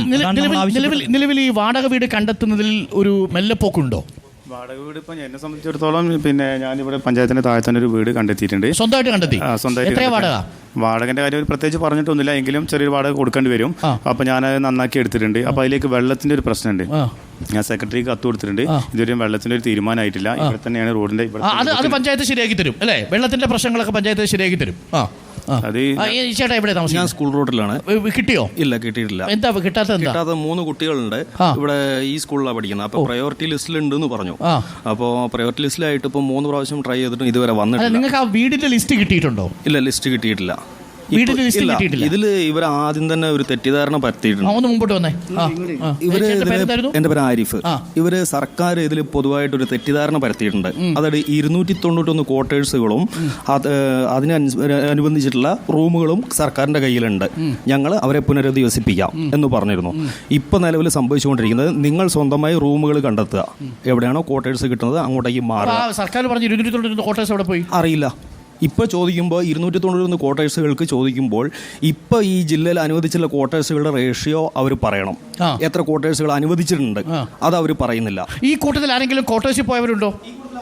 ഈ കൂട്ടത്തിൽ ആരുമില്ല. നിങ്ങളുടെ ക്യാമ്പിൽ ക്വാർട്ടേഴ്സിൽ പോയവരുണ്ടോ? ഒരാളെ മാത്രമേ എനിക്കറിയാം. ഒരാൾ ക്വാർട്ടേഴ്സിൽ. നിങ്ങളുടെ ഏതെങ്കിലും ക്വാർട്ടേഴ്സിൽ പോയവരുണ്ടോ? ഒരു നിമിഷം, ഒരു പ്രതികരണം കൂടെ എടുത്തിട്ട് വരാം. ആരെങ്കിലും ക്വാർട്ടേഴ്സിൽ പോയവരുണ്ടോ? ഒന്ന് പിടിച്ചേ, മൈക്ക് പിടിച്ചേ, ഒന്ന് പറഞ്ഞേ. കോട്ടേഴ്സിൽ പോയിട്ടുണ്ട്. പക്ഷെ നമുക്കത് ഇതുവരെ നമുക്ക് അതിനെ കുറിച്ചിട്ട് ഒന്നും, എന്താ വെച്ചാൽ അവിടെ കറണ്ട് ഇല്ല, വെള്ളമില്ല, ക്വാർട്ടേഴ്സിലില്ല, ഇല്ല, ഒന്നുമില്ല. അത് അവർ ഇന്നല്ലെങ്കിൽ നാളെ നമുക്ക് റെഡിയാക്കി തരാന്നാണ് അവർ പറയുന്നത്. പക്ഷെ ഇതുവരെ അതൊന്നും ഉണ്ടായിട്ടില്ല. ഇതുവരെ ഒന്നും ഉണ്ടായിട്ടില്ല. ഓക്കെ. അപ്പോൾ എനിക്ക് തോന്നുന്നു മൊത്തത്തിൽ ഷംസാദ് മരക്കാർ ഈ ആദ്യഘട്ടങ്ങളിലൊക്കെ നമ്മൾ വളരെ വേഗതയിൽ പ്രവർത്തിച്ചു. ഇപ്പോൾ മാധ്യമശ്രദ്ധയൊക്കെ മാറുന്നു, പൊതുജനം അത് ആ വിഷയം മറന്നു തുടങ്ങുന്നു എന്ന് ഘട്ടം വന്നപ്പോൾ ഇവർ ശരിക്കും ക്യാമ്പിൽ ഇവരെ ഒരുമിച്ച് ഏകോപിപ്പിച്ച് വാടക വീട്ടിലേക്ക് കൊണ്ടുപോകാനുള്ളൊരു എണ്ണയിട്ട യന്ത്രം പോലെ പ്രവർത്തിക്കേണ്ടതിന് എവിടേക്കോ മെല്ലപ്പോൾ കൊണ്ട് ഷംസുദ്ദീൻ. ഇത് ഇവരുടെ വാക്കുകളിൽ നിന്ന് വ്യക്തമാണ്. കാരണം ഇവരെ ഒറ്റയ്ക്കല്ലല്ലോ വീട് കണ്ടെത്താൻ പറയേണ്ടത്. അപ്പോൾ നമുക്കൊരു ഏജൻസിയോ സാധാരണ സർക്കാർ ഉദ്യോഗസ്ഥരെ ഇവിടെ ഡെപ്യൂട്ട് ചെയ്തിട്ടുണ്ടല്ലോ. അപ്പോൾ എന്തെങ്കിലും തരത്തിൽ അങ്ങനെ ഒരു വീഴ്ച വരുന്നുണ്ടെങ്കിൽ അത് പരിഹരിക്കണ്ടേ ഷംസുദ്ദീൻ? തീർച്ചയായും അത് പരിഹരിക്കണം. അതിന് ഏറ്റവും കൂടുതൽ മുൻകരുതൽ എടുക്കേണ്ടത് ഞാൻ നേരത്തെ സൂചിപ്പിച്ചതുപോലെ ഈ പ്രദേശം അറിയുന്ന പഞ്ചായത്ത് സാധാരണക്കാരന്റെ ഒരു ഭരണസമിതി എന്ന് ഗവൺമെന്റ് എന്ന് വേണമെങ്കിൽ പറയാം, പഞ്ചായത്ത് ഭരണസമിതിയെ അങ്ങനെ ഇരുന്ന് കണ്ടെത്താനുള്ള ശ്രമം ഇവിടെയാണ് നടത്തേണ്ടത്. നിങ്ങൾക്ക് ഒരു ക്ലാരിറ്റിയാണ്. ഈ വാടക വീട് കണ്ടെത്തുന്നത് നിലവിൽ പഞ്ചായത്തല്ല, ജില്ലയിലെ ഉന്നത ഉദ്യോഗസ്ഥരുടെ സംഘത്തെ നിയോഗിച്ചു. അത് നിങ്ങൾക്ക് ചിലപ്പോൾ നിങ്ങൾ ഒരു ക്യാമ്പിലൊക്കെ വരുമ്പോൾ ചില ആളുകളെ കാണാം. ഈ ആളുകൾ 6 പഞ്ചായത്തുകൾ, അത് അതിനനുസരിച്ച് സമയം തരണം. മൂപ്പൈനാട്, മേപ്പാടി, അമ്പലവയൽ, മുട്ടിൽ, കൽപ്പറ്റ മുനിസിപ്പാലിറ്റി, വൈത്തിരി, ഈ 6 പഞ്ചായത്തുകളിലുള്ള വാടക വീടുകൾ നൽകാനുള്ള ആളുകളുടെ പേര്, ഫോൺ നമ്പർ പത്രത്തിലൊക്കെ കൊടുത്തു. 1. 2, സർക്കാർ അധീനതയിലുള്ള ക്വാർട്ടേഴ്സുകൾ ഇവർക്ക് താമസിക്കാൻ പറ്റുന്നത് അവർ കണ്ടെത്തി. ഇത് അലോ ചെയ്യുന്നത് അവരാണ്. അതിനകത്ത് എന്താ താമസം? ഞാൻ പറയാം. ഈ ആളുകളുടെ ക്വാർട്ടേഴ്സുകളുടെ എണ്ണം ഓരോ പഞ്ചായത്തിൽ നിന്നും ഇവർക്ക് കിട്ടുന്നു, വാടക വീടുകളുടെ എണ്ണം കിട്ടുന്നു. അത് പോയി പരിശോധിക്കുന്നത് എഇമാരാണ്. അവർ പോയി പരിശോധിച്ച് അത് ഫിറ്റ് ആണോ അൺഫിറ്റ് ആണോ. ഇതൊരു ഏകദേശം 2 ആഴ്ച. ഇതിനു മുമ്പേ മീറ്റിംഗിൽ നമ്മൾ ഇത് പറഞ്ഞു. ഈ പ്രശ്നത്തെ അതിജീവിക്കാൻ ലോക്കൽ തലത്തിൽ, പഞ്ചായത്ത് തലത്തിൽ ഇതിന്റെ ഏകോപനം കൊണ്ടുവരണമെന്ന് നമ്മൾ ആവശ്യപ്പെട്ടതാണ്. പക്ഷെ ഇതിന്റെ ഏകോപനം ഇപ്പോ മുകൾ തട്ടിലാണ്, അതായത് ജില്ലയിലെ ഉദ്യോഗസ്ഥർ. ഇനി ഇപ്പോൾ ഒരു 5 അംഗ സമിതിയെ നിയോഗിച്ചു. അതിലൊരു ജനപ്രതിനിധി പോലുമില്ല. ഇപ്പം നിങ്ങളുടെ ക്യാമ്പിൽ വന്നൊരു ലിസ്റ്റ് വായിക്കും, ആരിഫിന് ഇന്ന ക്വാർട്ടേഴ്സ് എന്ന് അവിടെ വായിക്കുമ്പോഴാണ് ഞങ്ങളും എന്താ അറിയുന്നത് ഈ ക്വാർട്ടേഴ്സ്. അപ്പോൾ ആരിഫ് പോയി നോക്കും, ആരിഫിൻ്റെ കുടുംബത്തിനോടൊപ്പം താമസിക്കാൻ പറ്റുന്നതല്ല ക്വാർട്ടേഴ്സ്. അപ്പോൾ ആരിഫ് തിരിച്ചു വരും. ഇതാണ് ഈ ക്യാമ്പിൽ നിന്ന് പോകുന്നു. ചില ആൾ അതിൽ 10 ആൾ പോകും, ഒരാൾ ലോട്ടറി എടുത്തതുപോലെ ആ ക്വാർട്ടേഴ്സ് ഓപ്റ്റ് ചെയ്യുന്നുണ്ട്. പക്ഷെ 9 പേരും. ഇതിന്റെ സൊല്യൂഷൻ എന്ന് പറയുന്നത് പ്രാദേശികമായി നമ്മൾ വീടുകൾ കണ്ടെത്തുക. നമ്മൾ കണ്ടെത്തുക. ഞാൻ പറഞ്ഞു ഇവരല്ല, പഞ്ചായത്തിന്റെ കയ്യിൽ ലിസ്റ്റ് ഇല്ല. ഇതിൽ പഞ്ചായത്തിന് ഇവിടെ നിന്ന് പോയ 190 ആളുകളുടെ ലിസ്റ്റ് ഉണ്ട്. അതല്ല വീട്, വീടുകൾ, ഈ വാടക വീടുകളുടെ ലിസ്റ്റ് പഞ്ചായത്തിന് കൊടുത്തിട്ടില്ല. കൊടുത്തിട്ടില്ല. ഇത് നേരെ നമ്മൾ കൊടുക്കേണ്ടത് JD ഓഫീസിലേക്കാണ്. അത് കൊടുക്കേണ്ടത് സെക്രട്ടറി, എഇമാർ, അങ്ങനെയാണ്. ഇതിലൊന്നും ജനപ്രതികൾ അധികം ഇല്ല. ഷംസുദ്ദീൻ, അതൊരു വലിയ വീഴ്ചയല്ലേ? ഈ പഞ്ചായത്തിനെ കൂടി വിശ്വാസത്തിൽ എടുത്തുകൊണ്ടല്ലേ വാടക വീടിന്റെ ലിസ്റ്റ് പഞ്ചായത്തിന് കൈമാറുക, പഞ്ചായത്തിലെ ജനപ്രതിനിധികളെ ഉൾപ്പെടുത്തി വളരെ പെട്ടെന്ന് ഇതൊക്കെ ഒരു ആക്ഷൻ ടീമിൽ ഉൾപ്പെടുത്തുക. എന്തിനേറെ യൂത്ത് കോൺഗ്രസിനെയും ഈ പറയുന്ന യുവമോർച്ചയും DYFI പ്രവർത്തകരെ ഏർപ്പെടുത്തി ഇതിനകം തന്നെ വീട് കണ്ടെത്തി നിങ്ങൾ കൊടുക്കൂലേ? തീർച്ചയായും അതിന്റെ ഭാഗമായി ഞങ്ങൾ ശ്രമം നടത്തുന്നുണ്ട്. അല്ല, ഇത് ജനപ്രതിനിധികളെ കൂടി അതിൽ ഉൾപ്പെടുത്തണ്ടേ? ഞാൻ അതാണ് പറയുന്നത്. തീർച്ചയായും ഈ പഞ്ചായത്തിലെ പ്രധാനപ്പെട്ട പൊതുപ്രവർത്തകരെ അതിന്റെ ഭാഗമായി കൊണ്ട് തീർച്ചയായും സ്റ്റാൻഡിംഗ് കമ്മിറ്റി ചെയർമാനല്ലേ? നിങ്ങൾക്കറിയോ ഇവിടെ ഈ പഞ്ചായത്തിലുള്ള മനുഷ്യർക്ക് ഇപ്പോൾ എത്ര വാടക വീടുണ്ടെന്ന് സർക്കാർ ലിസ്റ്റ് നിങ്ങളുടെ കയ്യിൽ കിട്ടിയിട്ടുണ്ടോ? സർക്കാർ ലിസ്റ്റ് കൊടുക്കുന്നത് നേരത്തെ പ്രസിഡന്റ് പറഞ്ഞ ജില്ലാ ഭരണകൂടാണ് ഇതിനൊരു സമിതി ഉണ്ടാക്കി. 5 അംഗ സമിതിയിൽ മേപ്പാടി ഗ്രാമപഞ്ചായത്തിലെ പിന്നെ ജനപ്രതിനിധികൾ പോട്ടെ, ഒരു ഉദ്യോഗസ്ഥ ലെവലിലാണ് ലിസ്റ്റ് ഉണ്ടാക്കിയത്. മേപ്പാടി പഞ്ചായത്തിൽ ഒരു ഉദ്യോഗസ്ഥനെ വരെ ആ ലിസ്റ്റിൽ ഉൾപ്പെടുത്തിയിട്ടില്ല. മേപ്പാടി പഞ്ചായത്തിലാണ് നമുക്ക് ഇവർക്ക് വാടക വീട് കണ്ടെത്തി. അതിന്റെ എഞ്ചിനീയർ, ജില്ലാ നേരത്തെ ഇവരൊക്കെ പറഞ്ഞത് ക്ലാരിഫൈ ചെയ്യാണ്ട്, നേരത്തെ പഞ്ചായത്ത് ജനകീയ കമ്മിറ്റി വിളിക്കണം എന്ന് പറയുമ്പോൾ നമുക്ക് ഇതിന്റെ അധികാരം തരണം, നമ്മളാണ് ഇവരെ പുനരധിപ്പിക്കേണ്ടത്. ഇതൊരു മന്ത്രിസഭ ഉപസമിതി കൽപ്പറ്റയിൽ യോഗം ചേർന്ന് അവിടെ നിന്നിട്ട് ഞങ്ങൾ ഇതിന്റെ ഇടയ്ക്ക് പറഞ്ഞ് പഞ്ചായത്തുമായിട്ട് യാതൊരു കമ്മ്യൂണിക്കേഷൻ നടക്കുന്നില്ല എന്ന് പറഞ്ഞതിന് ശേഷം ഞങ്ങളെ ഈ ഉപസമിതി കൽപ്പറ്റയിലേക്ക് വിളിച്ചു. ഈ പഞ്ചായത്ത് മെമ്പർമാരെ മുഴുവൻ മന്ത്രിസഭ ഉപസമിതി പറഞ്ഞ് നിങ്ങളായിട്ടുള്ള ഒരു അണ്ടർസ്റ്റാൻഡിങ് മിസ്റ്റേക്ക് സംഭവിച്ചിട്ടുണ്ട്, അത് നമ്മൾ ക്ലിയർ ചെയ്യാം, നമുക്ക് ഒരുമിച്ച് പോകാം. ഞങ്ങൾ പറഞ്ഞു നിങ്ങൾ ഡാറ്റ ഇവർ കളക്ട് ചെയ്യുക, എവിടെ നിന്ന് ക്യാമ്പിൽ നിന്ന് ഡാറ്റ ജില്ലാ ഉദ്യോഗസ്ഥന്മാർ വന്ന് കളക്ട് ചെയ്തു പോവുക. അവിടെ നിന്നിട്ട് ഇവർ 10 അംഗ സമിതിയെ അന്വേഷണ ചുമതലയായിട്ട് ഓരോ സ്ഥലത്തേക്ക് വിടുക. അവിടുത്തെ വില്ലേജ് ഓഫീസറും ഇവരൊക്കെ സമ്മതിച്ചിട്ട് പോയിട്ട് വീടുകളുടെ എണ്ണം കണക്കും എടുത്ത് ആർക്കാ കൊടുക്കുന്നത്? ജില്ലാ ഭരണകൂടത്തിനാണ് കൊടുക്കുന്നത്. താൽക്കാലിക പുനരധിവാസം പാളുന്നു, പുനരധിവാസം പാളുന്നു എന്ന് പറഞ്ഞത് ഈ പാടികളിൽ ജീവിക്കുന്ന ആളുകള് അവര് അതിന്റെ ഇരകളാണ്. അവർ ചിലപ്പോൾ ആ പാടിയിലെ വാടകക്ക് കൊടുത്ത് താമസിച്ചവരായിരിക്കാം, അവരതിന് ഇരകളാ. ഇന്നലെ ഞങ്ങൾ പറഞ്ഞ പോലെ പാടി അവിടെ നിൽക്കട്ടെ, പാടി അവിടെ നിൽക്കട്ടെ. വീടുകൾ എന്ത് ചെയ്യുക, വാഷബിൾ, പാർട്ട്ലി ഭാഗ്യമായി തകർന്നത്, ഫുള്ളായി തകർന്നത്. അത് കഴിഞ്ഞിട്ട് ഞങ്ങൾ തന്നെ അവർക്കും കൊടുക്കണം ഇന്ന് പറഞ്ഞു. അവരൊക്കെ അതിൻ്റെ ഇടയിൽ ഇപ്പം നമ്മുടെ സാംബശിവ റാവു അടക്കമുള്ള ഉദ്യോഗസ്ഥർ നമ്മൾ മീറ്റിംഗ് നടത്തി അവിടെ ലിസ്റ്റ് തന്നിട്ടുണ്ട്. ഞങ്ങൾ ഇന്നലെയും ലിസ്റ്റ് എടുത്ത് പരിശോധിച്ചു. നമ്മൾ ആദ്യം കൊടുത്ത കാറ്റഗറി പഠിക്കുന്ന മക്കൾക്ക്, അവർക്കാണല്ലോ മേപ്പാടിയിലാണ് ഈ ചൂരൽമലയിലും മുണ്ടക്കായലും പഠിച്ച കുട്ടികൾക്ക് വിദ്യാഭ്യാസമാണ് വേണ്ടത്.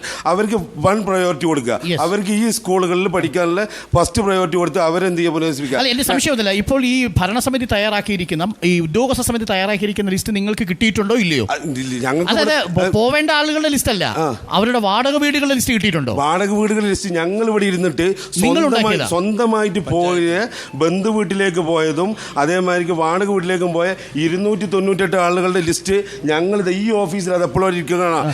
ഈ വാടക വീടുകൾ ഏതൊക്കെയാണെന്ന് നിങ്ങൾക്ക് അറിയോ? ഇവർ പോയത് അതായത് ഈ സർക്കാരിന്റെ കയ്യിലുള്ള വാടക വീട് എന്ന് പറഞ്ഞ് 291 വാടക വീട് അറിയോ? അറിയോ നിങ്ങൾക്ക്? ഇന്നത്തെ മീറ്റിംഗിൽ കളക്ടർ ഉൾപ്പെടെ പങ്കെടുത്ത മീറ്റിങ്ങിനകത്ത് 213 വീടുകളുടെ ലിസ്റ്റ് അവർ വെബ്സൈറ്റിൽ ഇട്ടു, അത് അവിടെ പ്രദർശിപ്പിക്കുകയും ചെയ്തിട്ടുണ്ടായിരുന്നു. നമ്മളെല്ലാവരും കണ്ടതാണ്. അങ്ങനെയാണെങ്കിൽ ആ ലിസ്റ്റിൽ ഇനി എന്താ അതിനകത്ത് തടസ്സം? ഇനി തടസ്സം ഇവരെ എത്ര എണ്ണം ഈ മേപ്പാടി പഞ്ചായത്തിലുണ്ട്? മേപ്പാടി പഞ്ചായത്തിന് ഏതാണ് ഈ വാടക വീടുകൾ 213? അല്ല, ഇന്ന് വൈകുന്നേരം കഴിഞ്ഞ മീറ്റിംഗിലാണ് അത് കാണിച്ചിട്ടുള്ളത്. അത് എത്രത്തോളമാണ് ഏതോ പഞ്ചായത്തിലുള്ളത് എന്നുള്ള രീതിയിൽ ഡിവൈഡ് ചെയ്ത് കാണിച്ചിട്ടുണ്ടായിരുന്നില്ല. അത് നമുക്ക് അവൈലബിൾ ആണ്. ആ സെക്രട്ടറി എല്ലാ പഞ്ചായത്ത്, ഈ 6 പഞ്ചായത്ത് സെക്രട്ടറിമാർക്കും ഇത് അവൈലബിൾ ആണ് എന്നാണ് ഇന്ന് മീറ്റിങ്ങിനകത്ത് പറഞ്ഞിരിക്കുന്നത്. ആ സെക്രട്ടറി പരിശോധിക്കാവുന്നതാണ്.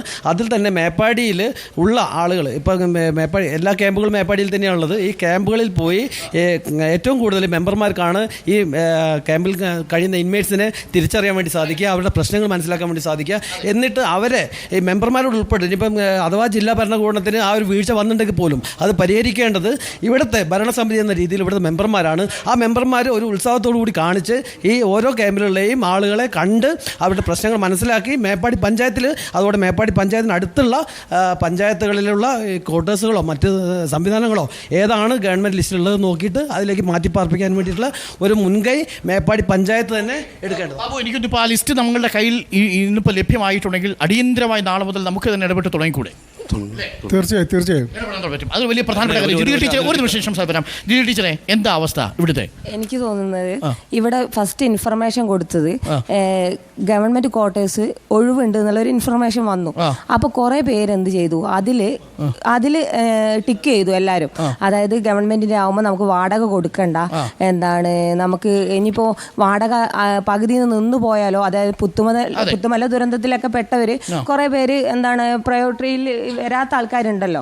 അപ്പോൾ അതുപോലെ ആകുമോ എന്നുള്ളതിൽ എല്ലാവരും ഗവൺമെൻറ് ക്വാർട്ടേഴ്സാണ് കൂടുതൽ പേരും ടിക്ക് ചെയ്തിട്ടുള്ളത്. അതായത് ഓരോ ടീച്ചേഴ്സ് വന്നിട്ട് അവിടെ റൂമിൽ വന്നിട്ട് ചെയ്യുമ്പോൾ ഇതാണ് ചെയ്തിട്ടുള്ളത്. വാടക വീട് പെട്ടെന്നാണ് ഇവർ പറയുന്നത് വാടക വീട്ടിൽ അന്വേഷിക്കണമെന്ന്.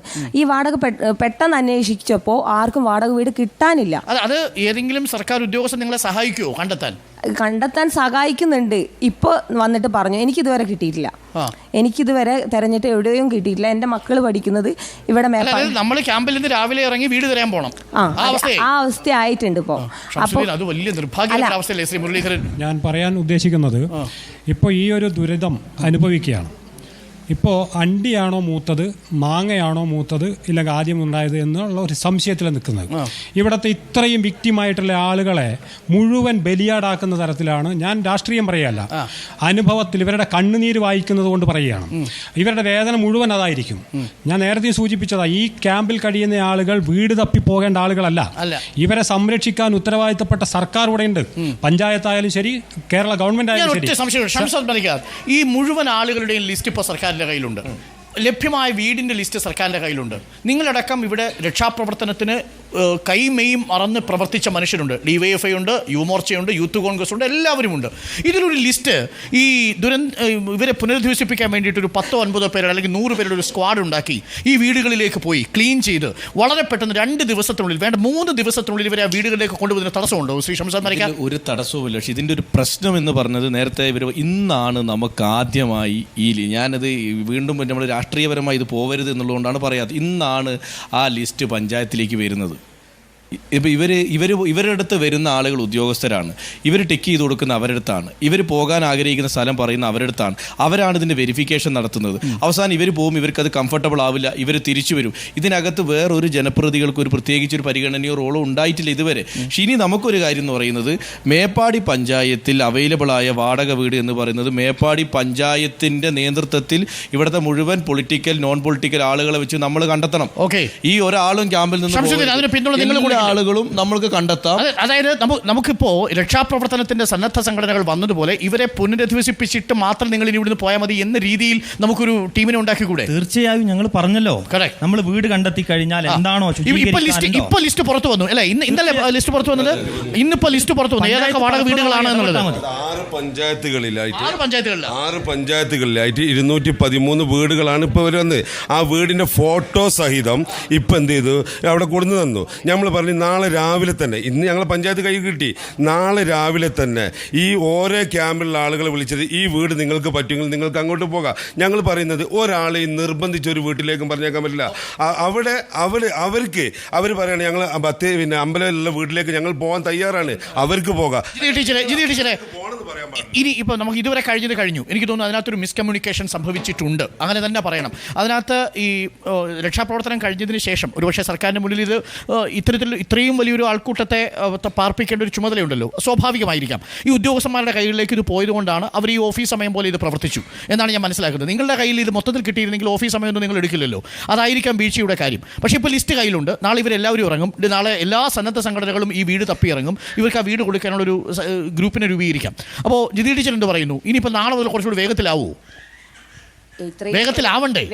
ഇത്ര ഒരു ചർച്ച നടന്ന സ്ഥിതിക്ക് ഞങ്ങൾ പ്രതീക്ഷിക്കുന്നു ഇങ്ങനെ ഞങ്ങൾക്ക് എന്താ റൂമുകളും ഒക്കെ കിട്ടും. നിങ്ങൾക്ക് ഇപ്പോൾ വേണ്ടത് ഏത് വീട്ടിൽ പോകാൻ നിങ്ങൾക്ക് ഇതേപോലെ നാളെ നിങ്ങളുടെ കയ്യിലൊരു ചോയ്സ് കിട്ടണം. എത്ര ദൂരെയുള്ള എത്ര സ്ഥലത്തുള്ള വീട് കിട്ടുന്നു എന്ന് നിങ്ങൾക്ക് നിൽക്കുന്നവർക്കൊക്കെ മേപ്പാടി, കൽപ്പറ്റ ആ സ്ഥലങ്ങളിലാണ് ആഗ്രഹങ്ങൾ. അതായത് കുട്ടികൾ പഠിക്കുന്നത് ഇവിടെയാണ്. ഒന്നാമത് വെള്ളാർമല ടീച്ചറിന്റെ വീട് പോയോ? എന്താ അവസ്ഥ? എന്റെ വീട് എന്ന് പറഞ്ഞാൽ ഞാൻ വാടകയ്ക്കാ താമസിച്ചിരുന്നത്. എനിക്ക് 4 സെന്റ് സ്ഥലമാണ് അവിടെ ഉള്ളത്. അപ്പോൾ അവിടെ അത് നഷ്ടപ്പെട്ടിട്ടുണ്ട്, ഭാഗികമായിട്ടാണ് നഷ്ടപ്പെട്ടത്. എനിക്കുള്ളൊരു ചോദ്യമുണ്ട് ഇവിടെ. പലരും ചോദിക്കുന്നുണ്ട്, ഞാൻ പല ഇതിലും പറഞ്ഞതാണ്, പലരും ചോദിക്കുന്നുണ്ട് നിങ്ങളെ വീട് പാതി നിൽക്കുന്നുണ്ടല്ലോ, ഞങ്ങളിന്ന് അവിടെ പോയി താമസിക്കാം. ആ ഒരു ചോദ്യം എനിക്ക് ചോദിക്കേണ്ടായിരുന്നു. വീടും പൂർണ്ണമായും നശിച്ച വീടും പ്രയോറിറ്റി ഈ എന്താ മരിച്ചുപോയവർക്കോ ഉള്ളൂ, ഈ രക്ഷപ്പെട്ടവർക്ക് ഒരു വിലയില്ലാത്ത ഇതാണ് ഇവിടെ നടക്കുന്നത്. രക്ഷപ്പെട്ടവർ ഒരാൾ മെയിൻ ആക്കുന്നില്ല. ഇപ്പോ ഞങ്ങളും കൂടി മരിക്കുകയാണെങ്കിൽ ഇവർക്ക് സന്തോഷമായിട്ടുണ്ടാവുമല്ലോ എനിക്ക് ചോദിക്കണ്ടേ? അല്ല, ചോദിക്കണം. കാരണം എന്താ പറയുക, ഞങ്ങൾ മരിച്ചവർക്ക് മാത്രം പ്രയോറിറ്റി, അല്ലാത്തവർക്ക് ഈ രക്ഷപ്പെട്ടവർക്ക് ഒരു ചെറിയൊരു പരിഗണന ആരും കൊടുക്കുന്നില്ല. കണ്ടാ മിണ്ടാനടക്കം ഇവിടെ കുറച്ച് ആൾക്കാർക്ക് മടിയാ, അങ്ങനെയൊക്കെ ഉണ്ട്. പക്ഷേ അവർക്കും ഞാൻ പറഞ്ഞു, മുണ്ടക്കായി തൊട്ട് ചൂരൽമല വരെ ആർക്കൊക്കെ എന്തൊക്കെ സംഭവിച്ചിട്ടുണ്ട്. ഞാൻ അന്ന് മുതൽ പറയുന്നുണ്ട്, എല്ലാവർക്കും ഒരേ പരിഗണന കൊടുക്കണം. ഞങ്ങൾ ജീവനും കൊണ്ട് ഓടിയ ആൾക്കാരാ. ഞങ്ങളെ വീട്ടിൽ നിന്ന് ഒരംഗം പോണമെന്നില്ല. എന്റെ അമ്മായിന്റെ മോനാണ് പോയിട്ടുള്ളത്. എന്റെ അടുത്ത ചോദ്യം അവരത് എന്താ അറിയോ, നിന്റെ വീട്ടിൽ നിന്ന് ആരെങ്കിലും പോയിട്ടുണ്ടോന്ന്. ആ ചോദ്യങ്ങൾ ഞങ്ങളെ വല്ലാണ്ട് വേദനിപ്പിക്കുന്നുണ്ട്. എന്റെ വീട്ടിൽ നിന്ന്. അപ്പൊ ഞാൻ എന്റെ സഹോദരൻ പോണായിരുന്നു. ചേച്ചി എവിടെ താമസിക്കുന്നത്? ഞാൻ ചുരമലയിൽ. വീടിന്റെ അവസ്ഥ? വീട് പിന്നെ ഞാൻ പാടിയിലാണ് താമസിച്ചത്. പാടിയിൽ ഇപ്പൊ താമസിക്കാൻ പറ്റൂല. എത്ര പേരുണ്ട് വീട്ടിൽ? വീട്ടിൽ 4 പേര്. നിങ്ങൾക്ക് ഇപ്പൊ വാടക വീട് എന്തെങ്കിലും ആയോ? ഇല്ല, ആയിട്ടില്ല. നാളെ മുതൽ ലിസ്റ്റ് ആവും. ചേച്ചിയുടെ അവസ്ഥ എന്താ? ഞങ്ങളും വീടുണ്ട്. പാടിയാണോ? പാടിയല്ല, വീടാണ്. വീട് ഇപ്പോൾ ഉണ്ട്. വീടുണ്ട്, പക്ഷെ ഇടിഞ്ഞ് നിൽക്കുകയാണ്. ബാത്റൂമിലേക്കൊന്നും പോകാൻ പറ്റൂല. പിന്നെ അവിടെ ഉള്ളവരൊക്കെ വാടകയ്ക്ക് പോയിക്കുന്നു. ഞങ്ങൾക്ക് അവിടെ താമസിക്കാൻ പറ്റുന്ന ഇതല്ല. അവസ്ഥ ചേട്ടൻ്റെ പറയാം, എൻ്റെ പുതിയ വീടാണ്, പണിയൊക്കെ പൂർത്തിയായതാ, ടൈല് മാത്രമേ ഇടാനുള്ളൂ, ബാക്കിയൊക്കെ പണി കഴിഞ്ഞു. എന്നിട്ട് വീടൊക്കെ വെള്ളം കയറി വീടൊക്കെ പോയിക്കണം. അവിടെ താമസിക്കാൻ പറ്റുമോ? ഇനി താമസിക്കാൻ പാടില്ല എന്ന് പറയാൻ പുഴ സൈഡായ കൊണ്ട് റിപ്പോർട്ട് വരട്ടെ. എസ്റ്റേറ്റിൽ പണിക്ക് പോകുന്ന ആൾക്കാരാണ്. ഇനി ആ ചൂരമല ഡിവിഷനിൽ ആരും പണിയെടുക്കാൻ പറ്റൂല എന്നാ പറയുന്നത്. അപ്പൊ ഞങ്ങൾ എന്താ ചെയ്യേണ്ടത്? ഹാരിസൺ അതിന് ബുദ്ധിമുട്ടില്ലല്ലോ അല്ലേ? എന്താ പുള്ളി ഇവരോടൊന്നും മറുപടി പറഞ്ഞാൽ അതിന് ആശങ്ക വേണ്ടല്ലോ. മന്ത്രിതലത്തിൽ 2 ദിവസം ചർച്ചയുണ്ടായിരുന്നു, 2 പ്രാവശ്യം ചർച്ചയുണ്ടായിരുന്നു. അതിനകത്ത് ഇവരെ പുനരധിവസിപ്പിച്ചേ പറ്റൂ. ഇന്നലെ അവിടെ ഈ വിക്ടിമായ ആളുകൾക്കുള്ള ധനസഹായ വിതരണം മുതൽ ബാക്കിയുള്ള സഹായങ്ങളെല്ലാം കൊടുക്കാം എന്ന് മാനേജ്മെന്റ് പറയുകയും ചെയ്തതാണ്. ഇപ്പോൾ പുത്തുമലയാണ് വർക്കിംഗ് ഉള്ള ഒരു ഫീൽഡ്. അവിടെ ഡിവിഷൻ 1 അട്ടമല, പുത്തുമല, ചൂരൽമല, മുണ്ടക്കൈ, ഈ 4 ഡിവിഷനുകളാണ് ആ SR എസ്റ്റേറ്റിലുള്ളത്. അപ്പോൾ അവിടെ ഇപ്പോൾ പ്രവർത്തിപ്പിക്കാൻ പറ്റുന്ന ഒരു ഡിവിഷൻ എന്ന് പറയുന്നത് പുത്തുമല മാത്രമാണ്. ബാക്കി ഈ തോട്ടത്തിലെ തൊഴിലാളികൾക്ക് വിവിധ എസ്റ്റേറ്റുകളിൽ, പരപ്പറ്റ എസ്റ്റേറ്റുകളിൽ 4-5 ഡിവിഷൻ ഉണ്ട്. അവിടെ ജോലി കൊടുക്കാം, അവിടെ അവർക്ക് ലയങ്ങളിൽ താമസിക്കാനുള്ള സംവിധാനം ചെയ്തു കൊടുക്കാം. പാടികൾക്ക് ഞങ്ങൾ പോകില്ല സാറേ. ഞങ്ങൾ പാടികളിൽ ഒരുപാട് കഷ്ടപ്പെട്ട് 6 വീടുകൾ കിട്ടിയിട്ട് ഞങ്ങൾക്ക് പാടികൾക്ക് പോകാൻ പറ്റില്ല. അതും 10-60 വർഷം പണിത വീടുകളാണ്. അതും ഭയങ്കര ബുദ്ധിമുട്ടുള്ള വീടുകളാണ്. ആ പാടികളിലേക്ക് തിരിച്ചു പോകാൻ കഴിയില്ല. അവർ പാടിയിലേക്ക് പോകണമെന്ന് നിർബന്ധമേ ഇല്ല. നമ്മൾ പറയുന്നത് ഇത് നഷ്ടപ്പെട്ടിട്ടുള്ള മുഴുവൻ ആളുകൾക്കും, വീട് നഷ്ടപ്പെട്ടാലും ജീവൻ രക്ഷപ്പെട്ടിട്ടുള്ള ആളുകൾക്കായാലും പൂർണ്ണമായ, ടീച്ചർ പറഞ്ഞതിനോട് 100% യോജിക്കുക. ഇവരെല്ലാവരും ഇതിന്റെ ഇരകളാണ്. അവരെ നമ്മൾ പുനരധിവസിപ്പിച്ചേ പറ്റൂ. ഇപ്പോൾ നമ്മളൊരു പ്രഖ്യാപനം കൂടി നമ്മൾ നടത്തുകയാണ്. ഞങ്ങളിപ്പോൾ ഫർണിച്ചർ അസോസിയേഷൻ വെൽഫെയർ അവർ നേരത്തെ ഒരു റിപ്പോർട്ടർ വഴി ഒരു സഹായം ചെയ്തു. നിങ്ങളുടെ വീടുകളിലേക്ക് ആവശ്യമായ എല്ലാ ഫർണിച്ചറുകളും റിപ്പോർട്ടർ TV കൂടി മുൻകൈ എടുത്ത് ഫർണിച്ചർ അസോസിയേഷൻ ഇപ്പോൾ വാഗ്ദാനം ചെയ്തിട്ടുണ്ട്. എല്ലാ വീടുകളിലേക്കും കിട്ടും. നിങ്ങൾ അതായത് നാളെയോ മറ്റന്നാളോ നിങ്ങൾ മാറിയാൽ അടുത്ത ദിവസം തന്നെ നിങ്ങളുടെ വീട്ടിലേക്ക് ആവശ്യമായ ഫർണിച്ചർ കിട്ടും. നമ്മുടെ ഭാഗത്തുനിന്ന് ഒരു നിമിഷം പോലും വൈകലുണ്ടാവില്ല. ഒരു സൂചന മാത്രമേ ഉള്ളൂ സാർ. എന്താണെന്ന് വെച്ച് കഴിഞ്ഞാൽ ഇവിടെ നിന്ന് ഈ ക്യാമ്പിൽ നിന്ന് പോകുന്ന ഏതൊരാൾക്കും, വീട് മാറിപ്പോകുന്ന, വാടകയ്ക്ക് പോകുന്ന ആളുകൾക്ക് ഉപ്പ് തൊട്ട് കർപ്പൂരം വരെ 3 മാസത്തേക്കുള്ള ചെലവിന്റെ സാധനങ്ങളും അവരുടെ വീടിന് ആവശ്യമായ സാധന സാമഗ്രികളും ഇവിടെ നൽകുമെന്ന് മന്ത്രി പ്രഖ്യാപിച്ചതാ. ഇവിടെ നിന്ന് പോയിട്ടുള്ള ഏതെങ്കിലും ആളുകൾക്ക് ഈ സർക്കാരിന്റെ പൂർണ്ണമായ ഈ കട്ടില് കിടക്ക മുതൽ സാർ പറയട്ടെ, സർക്കാർ പറഞ്ഞ കാര്യമാണ് സാർ അത് പറയുന്നത്. അതുപോലും എന്ത് ചെയ്തിട്ടില്ല, ഈ പോയ ആൾക്ക് കൊടുത്തിട്ടില്ല. പോയ ആൾക്ക് കൊടുത്തിട്ടില്ല. ഇവരെന്ത് പ്രതീക്ഷിച്ചു? അത് നമുക്ക് പറയാം.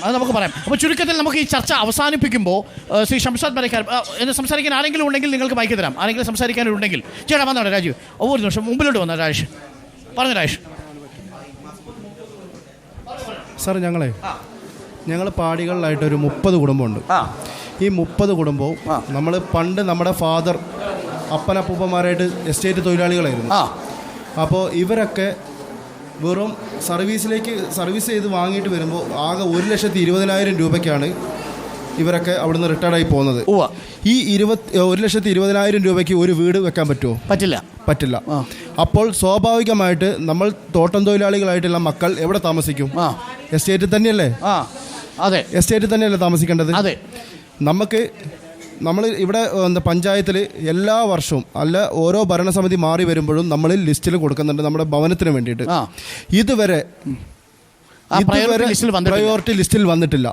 എന്തുകൊണ്ട് പശ്ചാത്തലത്തിലെങ്കിലും അത് പ്രയോറിറ്റി ലിസ്റ്റിൽ വരണം അല്ലേ? അതാണ് ആവശ്യം. ഞങ്ങൾ ഇപ്പൊ പെരുവഴിയിൽ ഇറങ്ങേണ്ട അവസ്ഥയാണ്. പെരുവഴിയിലേക്കാണ് ഇറങ്ങേണ്ട അവസ്ഥ. ഈ കാണുന്ന ഭരണം മാറി വന്നിട്ടും ഞങ്ങൾക്ക് ആർക്കും ഇതുവരെ ഒരു വീടും നമുക്ക് കിട്ടിയിട്ടില്ല. ഇപ്പോൾ നമ്മളെ പെരുവഴിയിലേക്ക് ഇറക്കി വിടാൻ ഞങ്ങൾക്ക് മനസ്സില്ല. ഞങ്ങൾ ക്യാമ്പിൽ നിന്ന് ഞങ്ങൾ പോകാനും ഉദ്ദേശിച്ചിട്ടില്ല. ഞങ്ങൾക്ക് എല്ലാവർക്കും കിട്ടുന്ന തുല്യ നീതിയായിട്ട് ഞങ്ങൾക്ക് ഈ മേപ്പാടി പഞ്ചായത്തിലോ കൽപ്പറ്റോ അല്ലാണ്ട് ഞങ്ങൾക്ക് പുൽപ്പള്ളി കൊണ്ടുപോയിട്ടുകൊണ്ട് ഞങ്ങളെ ഒരുതരം റീപ്ലാന്റേഷൻ അത് ഞങ്ങൾക്ക് നടക്കൂല. ഞങ്ങൾ എവിടെയും പോകുന്നില്ല. ഞങ്ങൾക്ക് ഒന്നില്ലെങ്കിൽ കൽപ്പറ്റയ്ക്ക് ഇപ്പുറം, അല്ലെങ്കിൽ ഞങ്ങൾക്ക് വടുവഞ്ചാലിന് ഇപ്പുറം. ഞങ്ങൾക്ക് അതാണ് ആവശ്യം. ഷംസാദ്, ഞാനൊരു സംശയം കൂടി ചോദിക്കട്ടെ. നമുക്ക് ഇത്രയും ആളുകൾ ഇപ്പോൾ നമ്മുടെ ഈ ചർച്ച സംഘടിപ്പിക്കുന്ന ഘട്ടത്തിൽ ധാരാളം ആളുകൾ ക്യാമ്പിൽ നിന്ന് വന്നിട്ടുണ്ട്. ഇങ്ങനെ ക്യാമ്പിലുള്ള ആളുകളും ഉദ്യോഗസ്ഥരും രാഷ്ട്രീയ നേതാക്കളും ഒക്കെയായിരുന്ന ഒരു ചർച്ച ഇതിനു മുമ്പ് നടന്നിട്ടുണ്ടോ? അതായത് ഈ ഏതൊക്കെ വാടക വീട് വേണം, എങ്ങനെ ലിസ്റ്റ് എടുക്കണം, ഈ കാര്യത്തിൽ ഇവരുമായിട്ട് ചർച്ച നടത്തിയിട്ടില്ല. ഞങ്ങൾ തന്നെ ചർച്ചയിലാകെ ഒരു തവണയാണ് പോയത്. അപ്പൊ പിന്നെ ബാക്കിയുള്ളവരെ ഇല്ല. പഞ്ചായത്ത് വാർഡിന്റെ മെമ്പറാണ് ഈ ബാബു എന്ന് പറയുന്നത്. അതായത് കറണ്ട് ഇല്ലാണ്ട് 4 ദിവസം 5 ദിവസം നിൽക്കുമ്പോൾ KSEBിലേക്ക് വിളിച്ചിട്ട് ലൈറ്റ് തെരുവിളക്ക് ഒന്ന് വെക്കണം എന്ന് പറഞ്ഞിട്ട് ഈ പുള്ളി പറഞ്ഞെന്താ അറിയോ, ഈ ഫണ്ടിലേക്ക് ഇതുവരെ ഫണ്ട് തെരുവിളക്ക് വെക്കാൻ ഫണ്ട് പാസ്സായിട്ടില്ല എന്നാ പറഞ്ഞിട്ടുള്ളത്. ഈ പുള്ളിയുടെ പല പ്രാവശ്യം വിളിച്ചിട്ടുണ്ട്. വേറൊരു കാര്യം കൂടി നമുക്ക് വ്യക്തിപരമായി ഇതിലേക്ക് പോകേണ്ടതില്ല. ഒരു നിമിഷം. അപ്പം നമുക്ക് വേണ്ടത് ഷംഷാദ്, ഒരു നിമിഷം ഷംഷാദ്, എൻ്റെ ഒരു സംശയം ഇതാണ്. അപ്പം നമ്മൾ ഇപ്പോൾ ഈ ചർച്ചയുടെ ഭാഗമായിട്ട് ഉരുത്തിരിഞ്ഞു വരുന്ന നിർദ്ദേശങ്ങളിലൊന്നായി സർക്കാരിന് മുമ്പിൽ നമ്മൾ സമർപ്പിക്കാൻ നാളെ മിനിസ്റ്റർ നമുക്ക് ചോദിക്കുകയും ചെയ്യാം. അതായത് ചെറുപ്പക്കാർ, ജനപ്രതിനിധികൾ, ഉദ്യോഗസ്ഥർ ഇവരെല്ലാവരും അടങ്ങുന്ന ഒരു കമ്മിറ്റി രൂപീകരിക്കേണ്ട സമയമായില്ലേ? ഇവരെ അവിടെ കൊണ്ടുവന്ന് താമസിപ്പിച്ച് ഫർണിച്ചർ ഇട്ടുകൊടുത്ത് വീട്ടിൽ നിന്ന് നമുക്ക് ഇറങ്ങത്തക്ക വരെ അത്രയും ഒരു പ്ലാൻ നമുക്ക് വേണം. ഇതിൽ 2 കാര്യം നമ്മൾ ആദ്യമേ പറഞ്ഞതാണ്. ഞാൻ നേരത്തെ പറഞ്ഞ പോലെ 1 വർഷത്തെ വാടക ഇവർക്ക് കൊടുക്കണം. ഇവർക്ക് അടുത്ത പ്രദേശങ്ങളിൽ വാടക വീടുകൾ നമ്മൾ കണ്ടെത്തണം. അല്ലെങ്കിൽ ഇവരുടെ സൗഹൃദത്തിൽ, ഇവരുടെ പരിചയത്തിലുള്ള വാടക വീട് ഇവരെ എടുത്തോട്ടെ, അതിന്റെ വാടക നമ്മൾ കൊടുക്കണം. ബന്ധു വീട്ടിൽ പോയി നിന്നാൽ അവർക്ക് ഞാൻ അതേപോലെ തന്നെ എനിക്കൊരു കാര്യം പറയാനുണ്ട് സാർ. എനിക്കൊരു കാര്യം പറയാനുണ്ട്. കഴിഞ്ഞ പുത്തുമല ദുരന്തത്തിൽ 9,000 മാസം ഈ ഗവൺമെന്റ് വാടക കൊടുത്തു എന്നുള്ളത് ഞങ്ങളൊന്ന് ബോധിപ്പിക്കണം. നോക്കേണ്ടത് പറഞ്ഞതാ 2,000 രൂപ വാടക പറഞ്ഞ സ്ഥലത്ത് 6,000 രൂപ സർക്കാർ തരാന്ന് പറഞ്ഞ സ്ഥിതിക്ക് ഇപ്പൊ ചോദിക്കുന്നത് നിലവിൽ 9,000 രൂപ. ഒരു വളരെ പ്രധാനപ്പെട്ട കാര്യം, അതായത് സർക്കാർ 6,000, ഷംസുദ്ദീൻ, നമ്മളിത് പ്രേക്ഷകരുടെയും കൂടി പറയാം, സർക്കാർ 6,000 രൂപ വാടക തരാമെന്നൊരു പ്രഖ്യാപനം നടത്തിയപ്പോൾ അതുവരെ 5,000 രൂപയ്ക്ക് വാടകയ്ക്ക് തരാമെന്ന് പറഞ്ഞിരുന്ന ആളുകൾ 9,000 രൂപയായിട്ട് വാടക ഉയർത്തിയിട്ടുണ്ട്. അത് നമ്മുടെ ഒരു മനോഭാവത്തിന്റെ പ്രശ്നമാണ്. ഇവർ പറഞ്ഞ ഇതേ ആക്ഷേപം ഞങ്ങൾ ഇരിക്കുന്ന റവന്യൂ വകുപ്പ് മന്ത്രി അടക്കം ഇരിക്കുന്ന മീറ്റിംഗിൽ ഞങ്ങൾ ഉന്നയിച്ചതാണ്.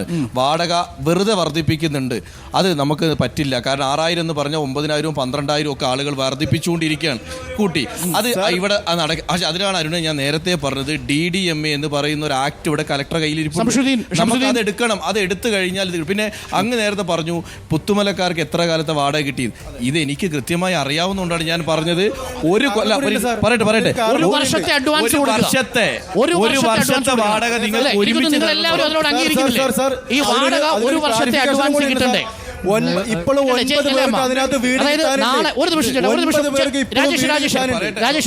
രാജേഷ്, നമുക്ക് ഇവരുടെ അഭിപ്രായം ഒന്ന് കേട്ടിട്ട് വരാം.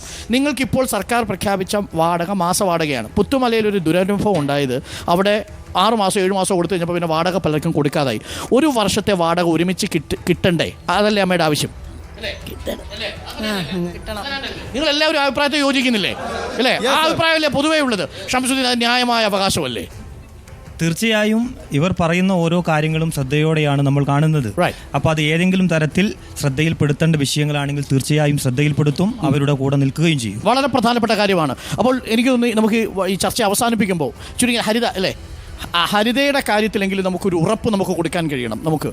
ഹരിത ഇപ്പോൾ നിങ്ങളുടെ പ്രധാനപ്പെട്ട ആവശ്യം ഇപ്പോൾ എന്താണ്? കാര്യം ഇതൊരു പ്രയോറിറ്റി ലിസ്റ്റ് എന്ന് പറഞ്ഞത് ടീച്ചർ ഞാൻ മറ്റൊന്നുകൊണ്ടും പറയുന്നതല്ല. കാരണം ഒരു വീട്ടിലെ 9 പേരും മൊത്തം നഷ്ടപ്പെട്ടു, മകൻ നഷ്ടപ്പെട്ടു. മനസ്സിലായി അല്ല? ഞാൻ പറഞ്ഞത് ഇത്രയും പേർക്ക് ഒരു വീട് കണ്ടെത്തുക എന്നുള്ളത് ബുദ്ധിമുട്ടുമാണ്. ഈ അമ്മ ഇവിടെ ഉണ്ട്, മക്കളെല്ലാവരും ഉണ്ട്. അപ്പോൾ ഇപ്പം നിങ്ങൾക്ക് ഈ എത്ര പേരോ ഇനിയുള്ളത്? 6 പേരോ?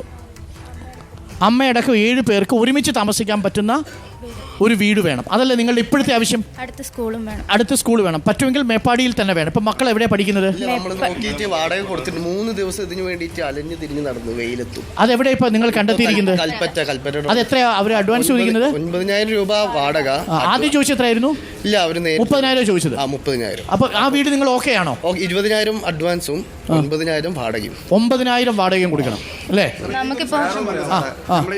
അപ്പൊ ഈ ഹരിത, ഇപ്പൊ നിങ്ങൾ ഈ വാടക വീട്ടിലേക്ക് മാറാൻ ഓക്കെയാണോ? മാറാൻ ഓക്കെയാണ്. കാരണം എന്താന്ന് വെച്ചാല് ഞങ്ങൾക്ക് ഫർണിച്ചർ ഉണ്ടോ? ഇല്ല, ഒന്നുമില്ല, ഒരു സാധനവും ഇല്ല. എല്ലാം ഇവിടെ അടിയന്തരമായ ഫർണിച്ചർ നമ്മൾ നിങ്ങളുടെ വീട്ടിലെത്തിക്കും. നിങ്ങൾ എന്നാ മാറുന്നത്? നമുക്ക് 3 പേർക്ക്. നിങ്ങൾ എന്നാ മാറുന്നത്? നമ്മൾ നാളെ മാറും. നാളെ മാറിയാൽ അടിയന്തരമായ ഫർണിച്ചർ നിങ്ങൾക്ക് എത്തിക്കാനുള്ള സംവിധാനം നമ്മൾ ഉണ്ടാക്കാം. നിങ്ങളുടെ കാര്യത്തിൽ തൽക്കാലം അത് പ്രശ്നം. ഇനി നിങ്ങൾക്ക് എന്താ ആവശ്യം? അമ്മയ്ക്കും കൂടി ഞാൻ നോക്കിയിട്ടുണ്ട്. അമ്മയ്ക്ക് സെപ്പറേറ്റ് ആയിട്ട് വീട്. അമ്മയുടെ കൂടെ ആരുണ്ട്? വേറെ അമ്മയുടെ കൂടെ മോളുണ്ട്. അമ്മയും അമ്മയുടെ മോളും ഉണ്ട്. നിങ്ങൾക്ക് വേറൊരു വീട് വേണം. ആ വീട് നോക്കിയിട്ടുണ്ടോ? അത് എത്ര വാടക? അത് 5,000 രൂപ വാടക. 5,000 രൂപ. അത് തൊട്ടടുത്താണോ? തൊട്ടടുത്ത. അത് ഓക്കെ ആയോ? 10,000 രൂപ അഡ്വാൻസ് കൊടുക്കണം. അത് കൊടുത്തോ? ഇല്ല, അത് 1,000 രൂപീസ് കൊടുത്തു വെച്ചിട്ടുണ്ട്. നിങ്ങളുടെ വാടക അഡ്വാൻസ് എത്രയാണ്? 30,000. അത് എത്ര കൊടുത്തു? 20,000 കൊടുത്തു. അത് 20,000 കൊടുത്തു. അത് നിങ്ങളുടെ കയ്യിൽ നിന്നല്ലേ കൊടുത്തു അല്ലേ? ഓക്കെ. ഇതാണ് പ്രേക്ഷകർക്ക് എന്താണ് പ്രശ്നം എന്നുള്ളത് ഇപ്പോൾ ബോധ്യമായിട്ടുണ്ടാവും. ഈ പ്രശ്നങ്ങൾക്കുള്ള പരിഹാരം അടിയന്തരമായി സർക്കാർ ഏർപ്പെടുത്തണം.